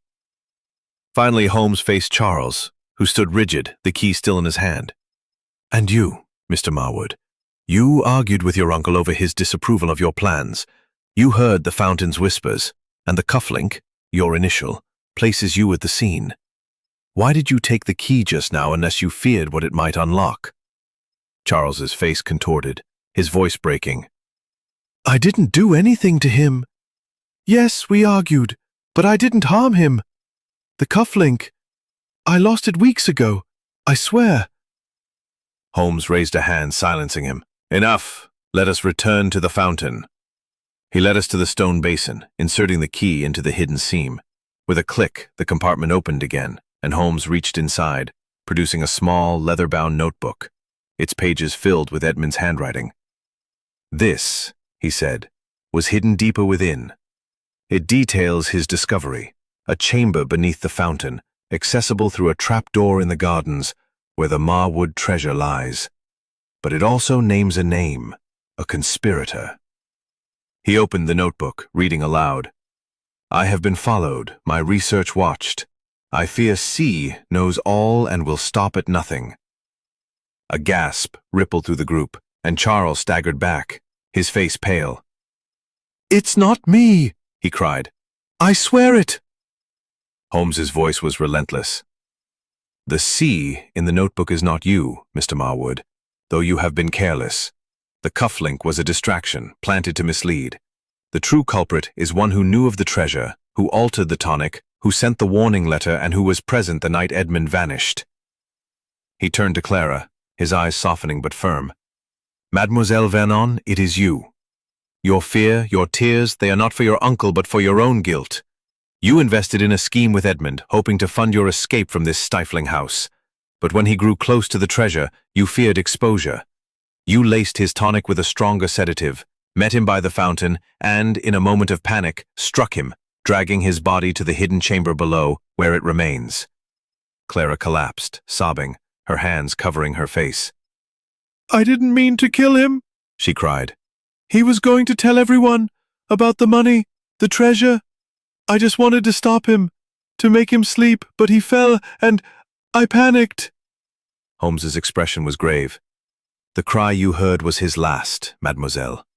The fountain's whispers were your conscience, echoing your deed. Lestrade stepped forward, his face grim. I'll take it from here, Mr. Holmes. Miss Vernon, you're under arrest.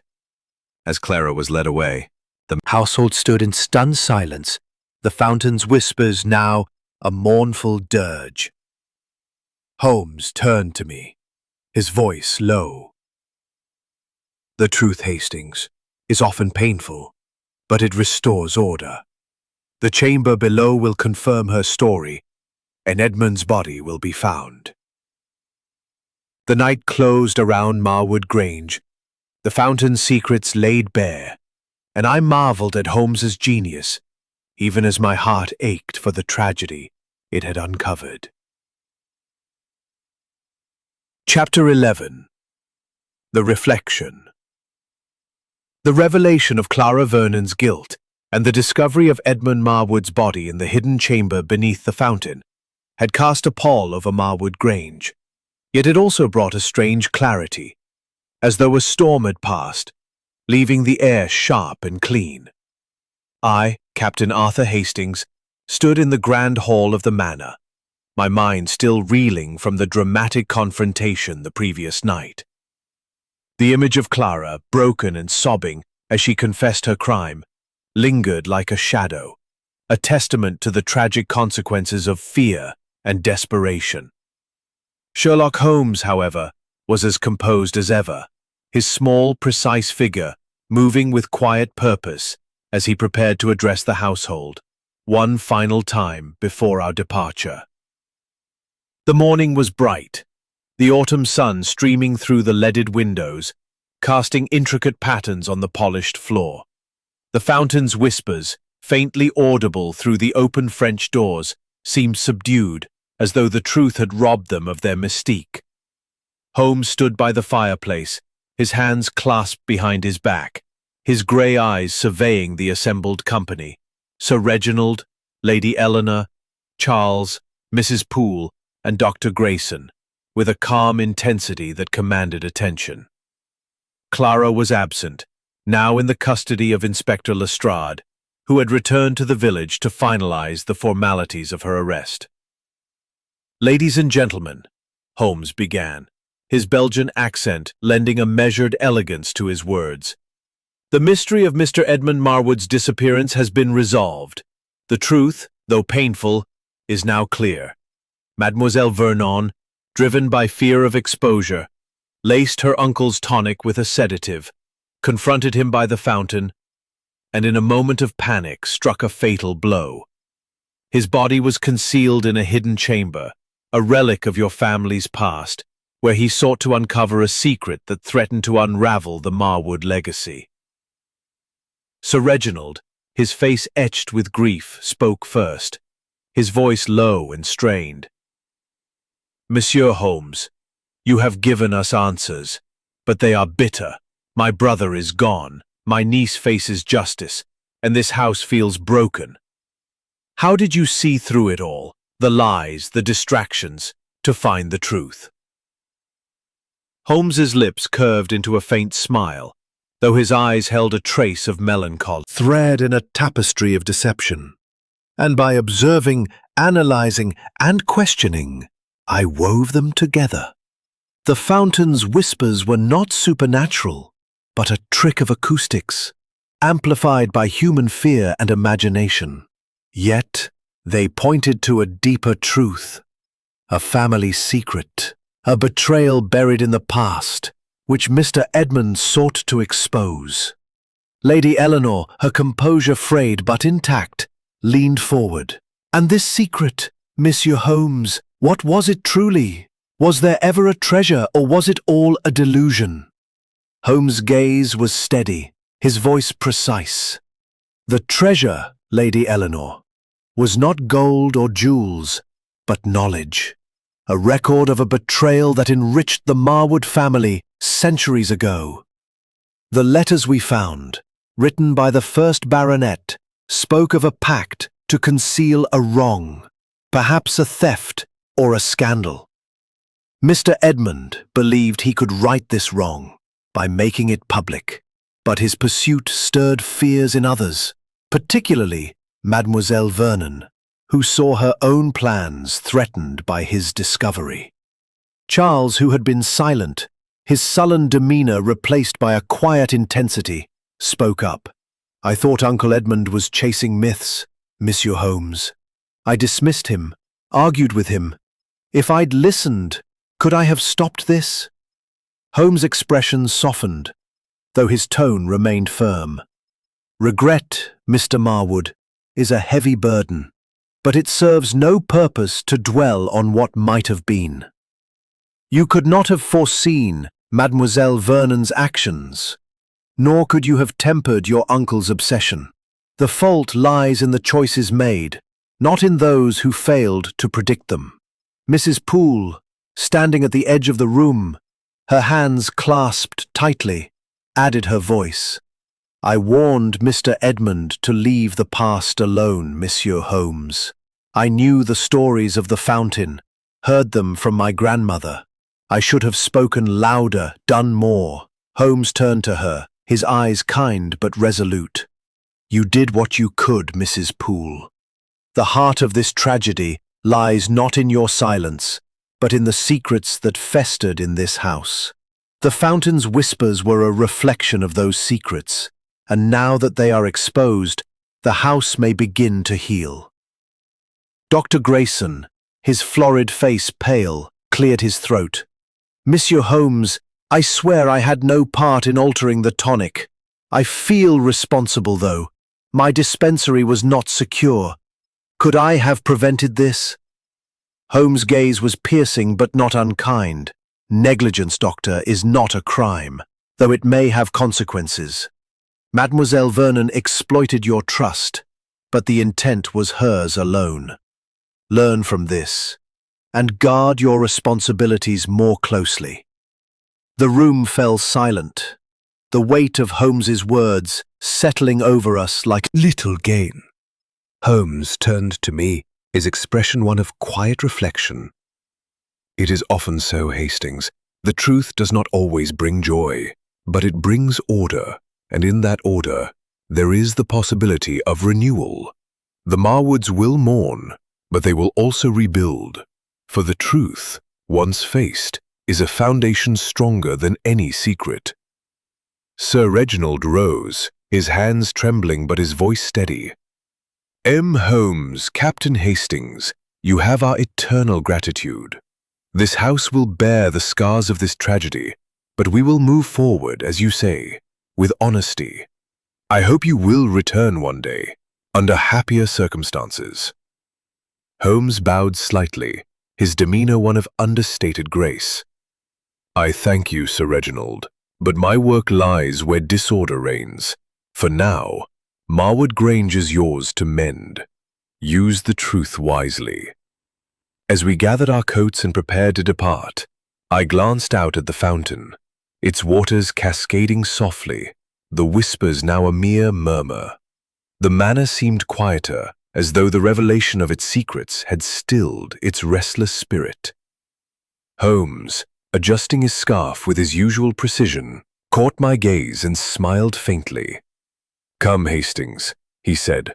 London awaits, and with it, new mysteries to challenge the little grey cells. We stepped into the carriage, the Sussex countryside unfolding before us, and I felt a sense of closure, tempered by the knowledge that Holmes's work was a ceaseless quest for truth in a world of shadows.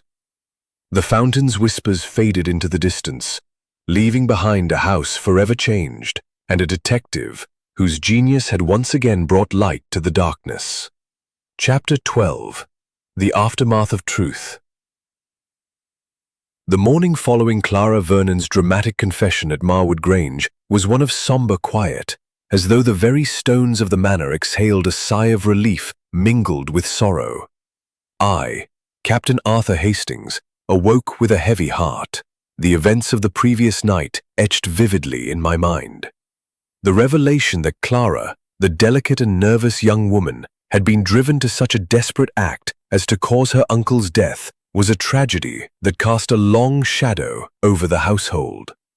Sherlock Holmes, however, remained as composed as ever, his small, precise figure moving through the dining room with the calm assurance of a man who had restored order to chaos, though I sensed a trace of melancholy in his grey eyes.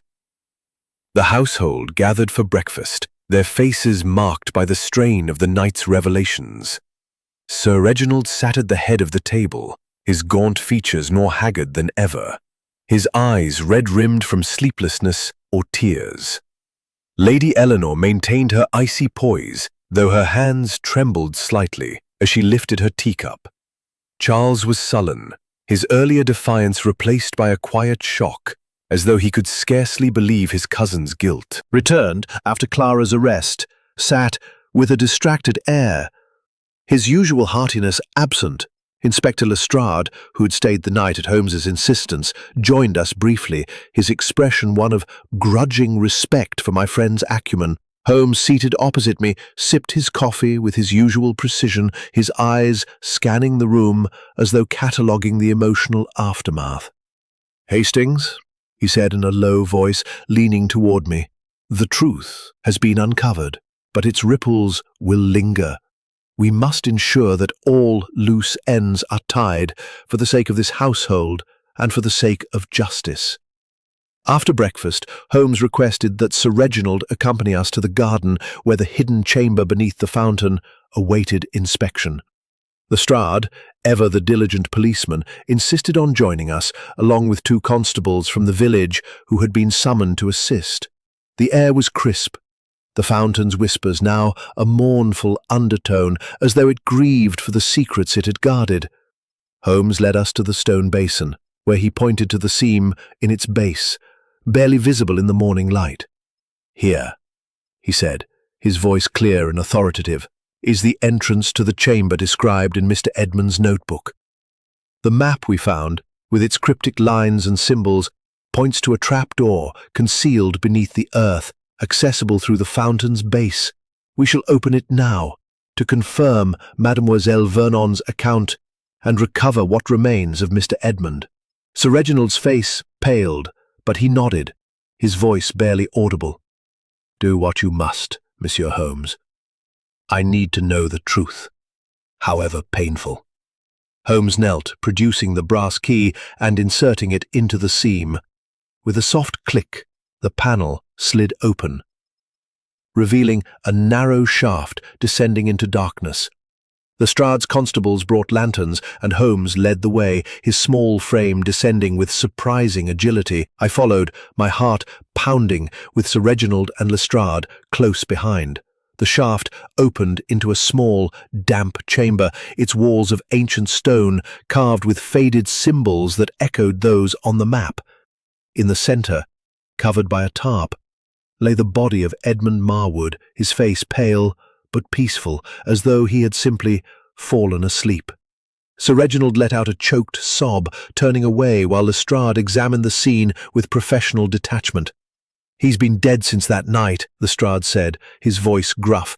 "No signs of violence beyond a bruise on his temple. Looks like Miss Vernon's story holds, likely a blow in panic, not meant to kill."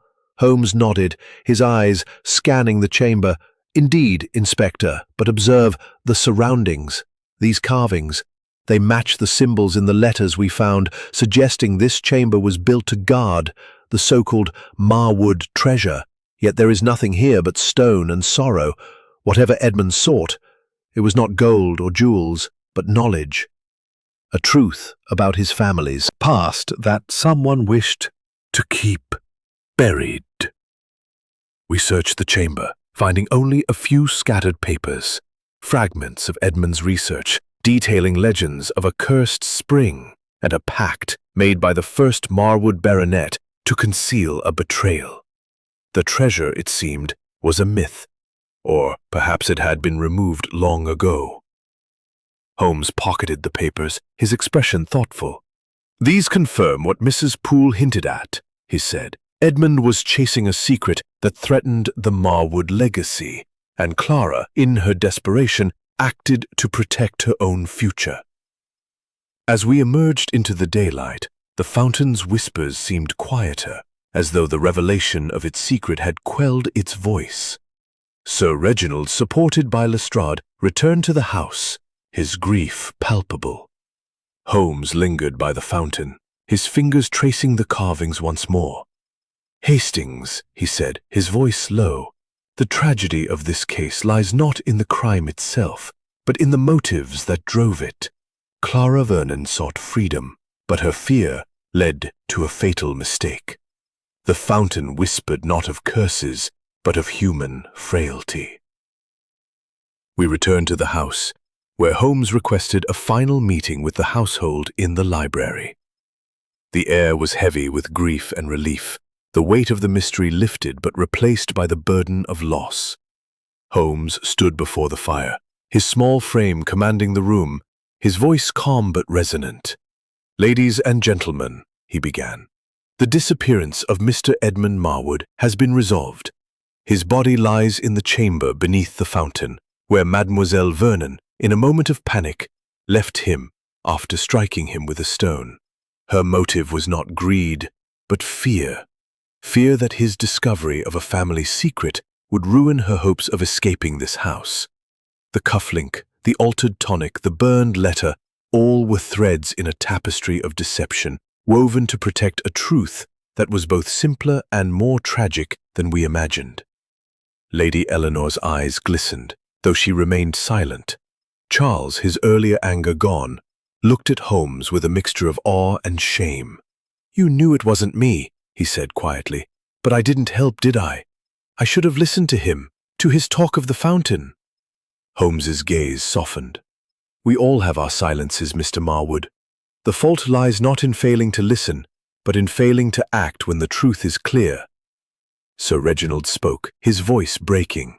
"M. Holmes, you have given us the truth, but at such a cost. My brother, my niece, how do we move forward?" Holmes's expression was grave. "You move forward, Sir Reginald, by honoring the truth. The Marwood legacy is not in treasures or secrets, but in the lives you lead. Let this be a lesson in openness, in confronting the past rather than burying it." As the household dispersed, Lestrade approached Holmes, his skepticism replaced by grudging admiration. "See to the formalities.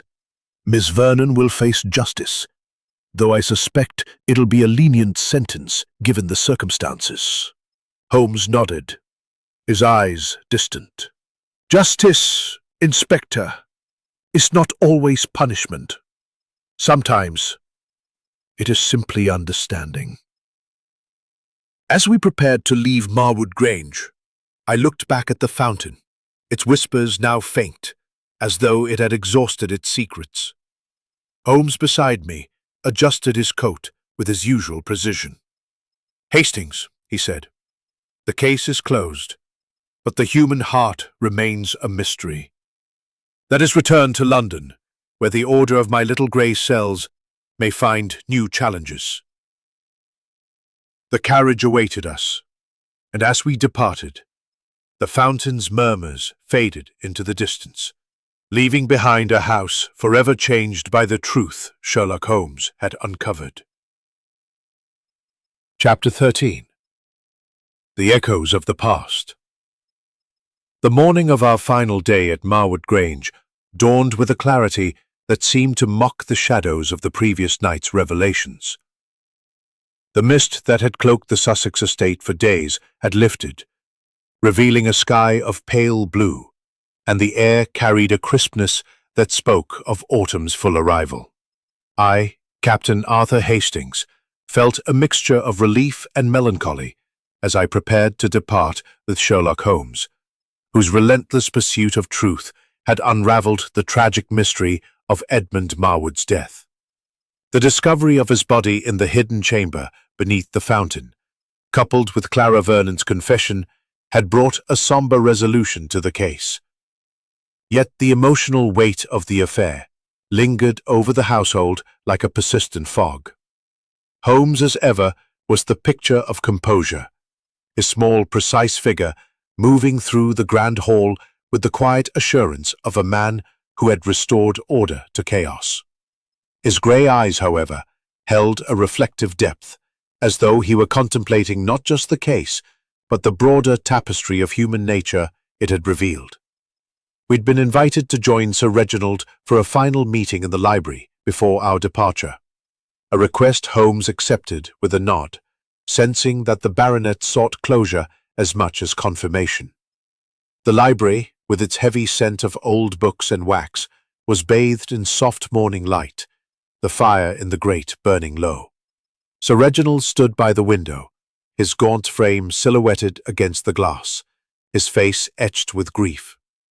Lady Eleanor sat nearby, her poise intact but softened by a trace of vulnerability I had not seen before. Charles was absent, tending to estate matters, and Mrs. Poole stood at the edge of the room, her stern demeanour tempered by a quiet sorrow. Dr. Grayson, who had been subdued since the revelation, sat with his hands folded, his eyes fixed on the floor. Inspector Lestrade had departed earlier to escort Clara to the authority. Began, his Belgian accent lending a gentle authority to his words. You have asked for this meeting, and I am here to provide what clarity I can. The truth of your brother's death has been laid bare, but I sense you seek more than facts. You seek understanding. Speak, and I shall answer. Sir Reginald turned from the window, his eyes glistening. Miss Holmes, he said, his voice heavy, you have given us the truth, but it is a bitter one. My brother is dead, my niece is a criminal, and this house feels tainted by secrets I never knew existed. Tell me, how did it come to this? What drove Clara to such an act, and what was this treasure Edmund sought? Holmes's gaze softened, though his expression remained resolute. The human heart, Sir Reginald, is a labyrinth, and its motives are often tangled. Let me reconstruct the events not just of that night, but of the forces that led to it, for the echoes of the past resonate in this tragedy. He paced slowly before the fire, his fingers tapping lightly against each other. Edmund Marwood was a scholar, driven by a thirst for knowledge.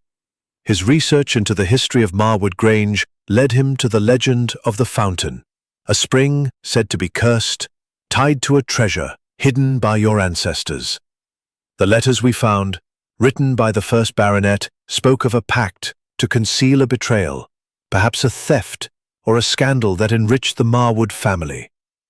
Edmund believed the fountain held the key to this secret, not in gold, but in truth, a truth that could rewrite the family's legacy. Holmes paused, his eyes sweeping the room. Clara Vernon, your niece, was drawn into this quest not out of curiosity, but desperation. She confided in me during her questioning that she had invested her small inheritance in a scheme with Edmund, hoping to fund her escape from the constraints of this house. But as Edmund grew closer to uncovering the secret, he became reckless, speaking of it openly, drawing attention. Clara feared that its revelation would expose her financial dealings, perhaps even ruin her prospects. In a moment of panic, she laced his tonic with a stronger sedative, hoping to silence him temporarily. That night, by the fountain, she confronted him, and in the struggle, she struck him with a stone, causing a fatal blow. The drag mark and the hidden chamber were her attempt to conceal her crime. Lady Eleanor's hands tightened in her lap, her voice low. But why the fountain, Miss Holmes? Why was it so important to him?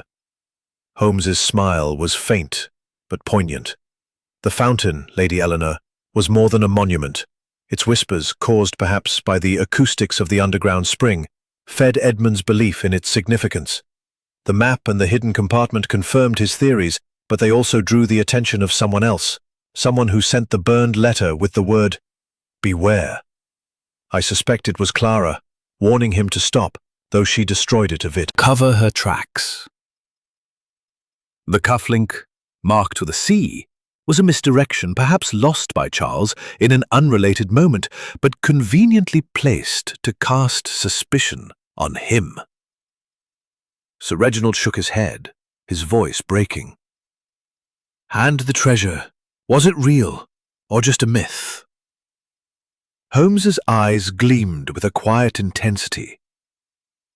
"The treasure, Sir Reginald, was knowledge itself. The papers in the chamber suggest no gold, no jewels, but a record of a past wrong, a betrayal that enriched your family at another's expense. Edmund sought to right that wrong, perhaps by making it public. In doing so, he stirred fears and desires that led to his death." Mrs. Poole stepped forward, a voice trembling. "I warned him, Monsieur Holmes, to leave the past alone. I knew the stories." Heard them from my own grandmother, who served here. The fountain was always said to be cursed, but I never thought it would come to this." Holmes nodded, his expression sympathetic. "You did what you could, Mrs. Poole. The fault lies not in the warning, but in the choices made in its shadow." Dr. Grayson cleared his throat, his voice hesitant. "Monsieur Holmes, about the tonic, I swear I prepared it as prescribed. Could Clara have tampered with it herself?" Holmes' gaze was piercing. "She admitted as much, Doctor. She had access to your dispensary in the village, where she obtained a stronger sedative under the guise of fetching supplies. Your negligence in securing your stores allowed her the means, though the intent was hers alone." The room fell silent, the weight of Holmes's words settling over us. Sir Reginald rose, his voice steady but filled with resolve. "Monsieur Holmes, you have given us more than answers. You have given us a path forward. This house will never be the same, but we will honor Edmund's memory by facing the truth, as you have urged." Holmes bowed slightly, his demeanor one of quiet dignity. "That, Sir Reginald, is the greatest legacy you can offer. The past cannot be changed, but the future can be shaped by honesty." As we prepared to depart, I lingered by the library window, gazing out at the fountain, its whispers now faint, as though it had exhausted its secrets.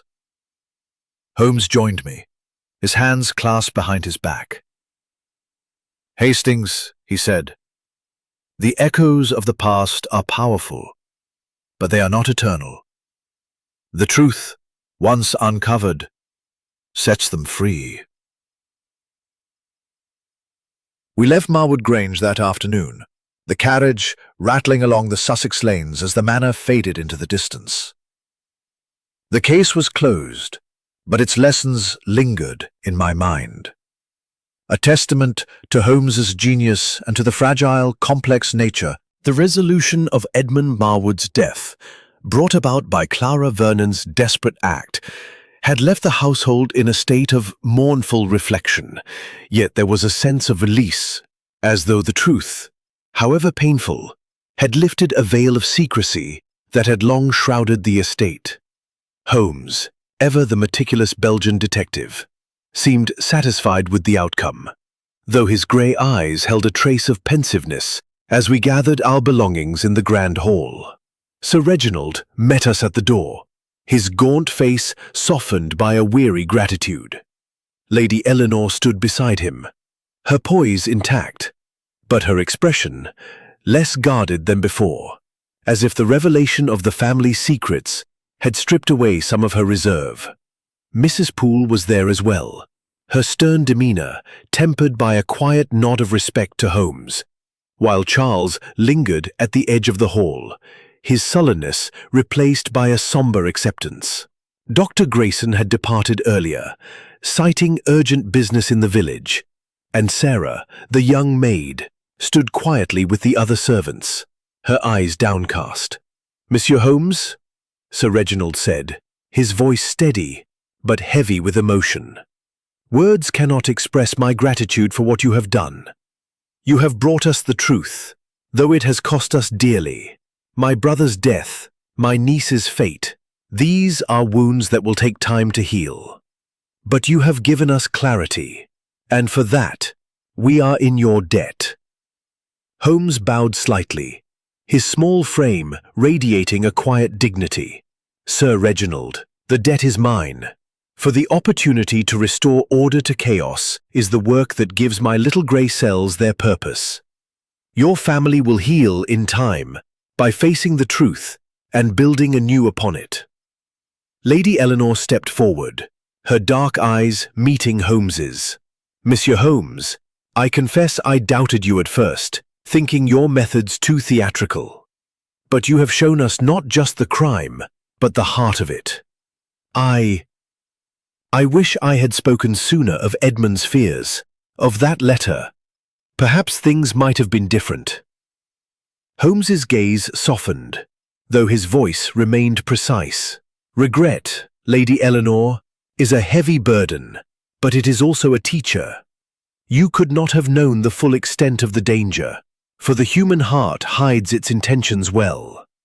Let this be a lesson in openness, for silence can be as deadly as a blow. Charles approached, his hands no longer thrust defiantly in his pockets, but hanging limply at his sides. "Holmes," he said quietly, "I was wrong about you, and about Uncle Edmund.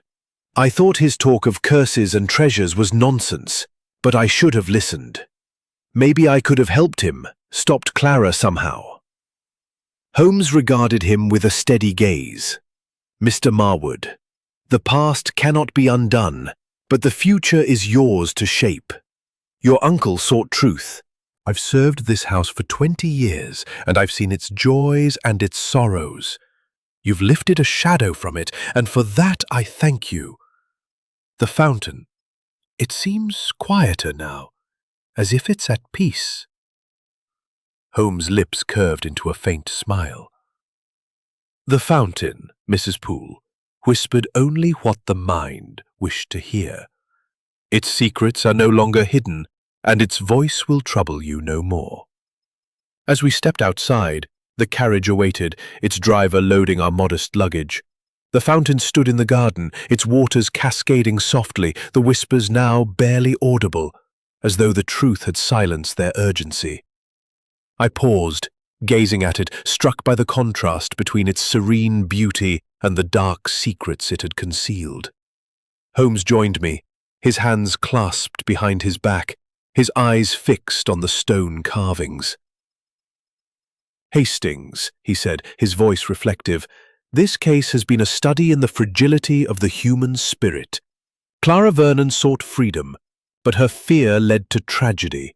Edmund Marwood sought truth, but his obsession led to his downfall. The fountain was merely a mirror, reflecting their desires and their fears." I nodded, still grappling with the complexity of it all. "Holmes, how do you do it? How do you see through the lies and the distractions to find the truth every time?" Holmes's smile was enigmatic. "It is not magic, my dear Hastings, but method. The little grey cells, they observe, they analyze, they connect. The truth is always there, hidden in the details, the cufflink, the letter, the tonic, the map. One must only have the patience to listen and the courage to see." We climbed into the carriage, the horses stirring as the driver took the reins. As we pulled away from Marwood Grange, I looked back at the manor, its red brick glowing in the afternoon light, the fountain a silent sentinel in the garden. The household stood at the door watching us depart, their figures growing smaller until they were swallowed by the curve of the lane.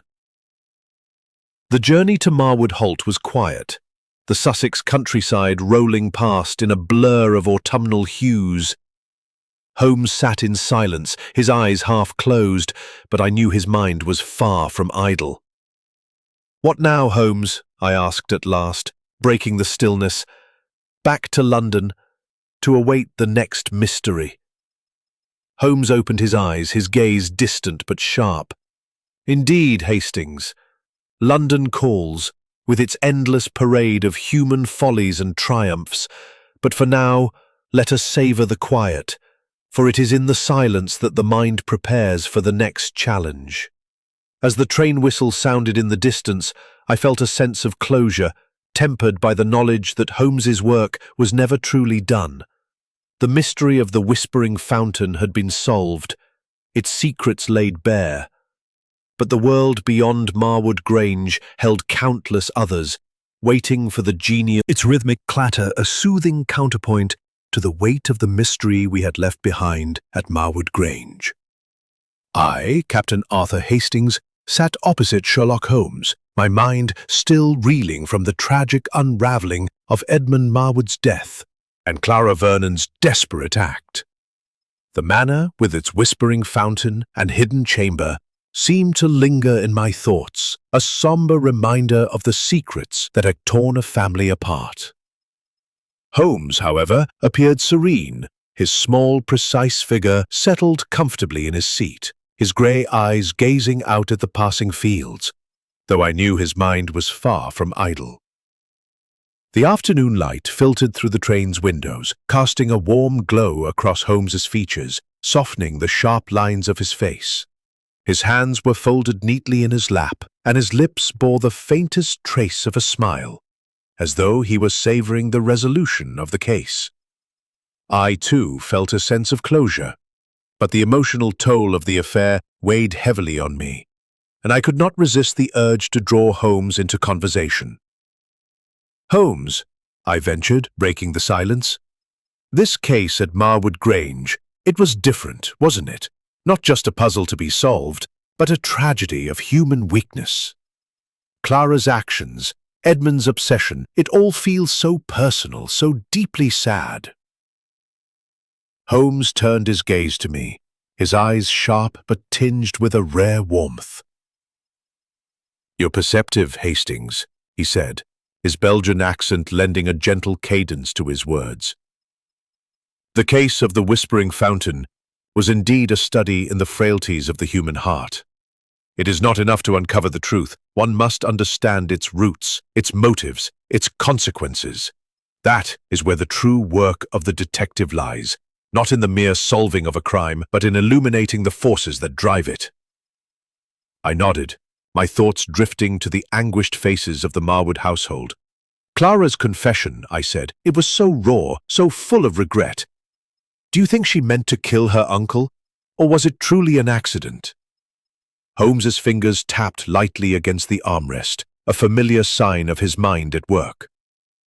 "Clara Vernon, Hastings, was a creature of desperation, not malice. Her intent was to silence Edmund, to protect her own future, but the blow she struck was born of panic, not premeditation. The sedative in the tonic, the confrontation by the fountain, the drag mark to the hidden chamber, all were the actions of a frightened soul, not a calculated murderer.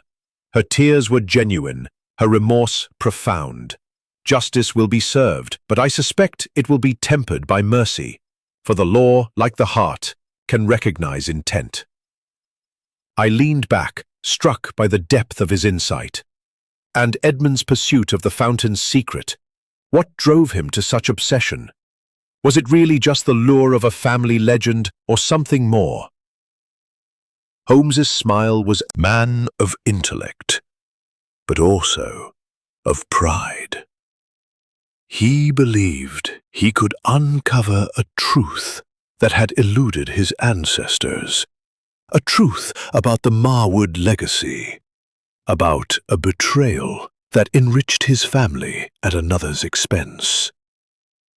The fountain, with its whispers, became a symbol of that truth, its murmurs feeding his conviction that he was close to a revelation. But knowledge, Hastings, is a dangerous pursuit when it threatens the secrets others hold dear. Edmund's obsession made him vulnerable, and Clara's fear made her deadly. I thought of the ancient letters, the cryptic map, the hidden chamber beneath the fountain.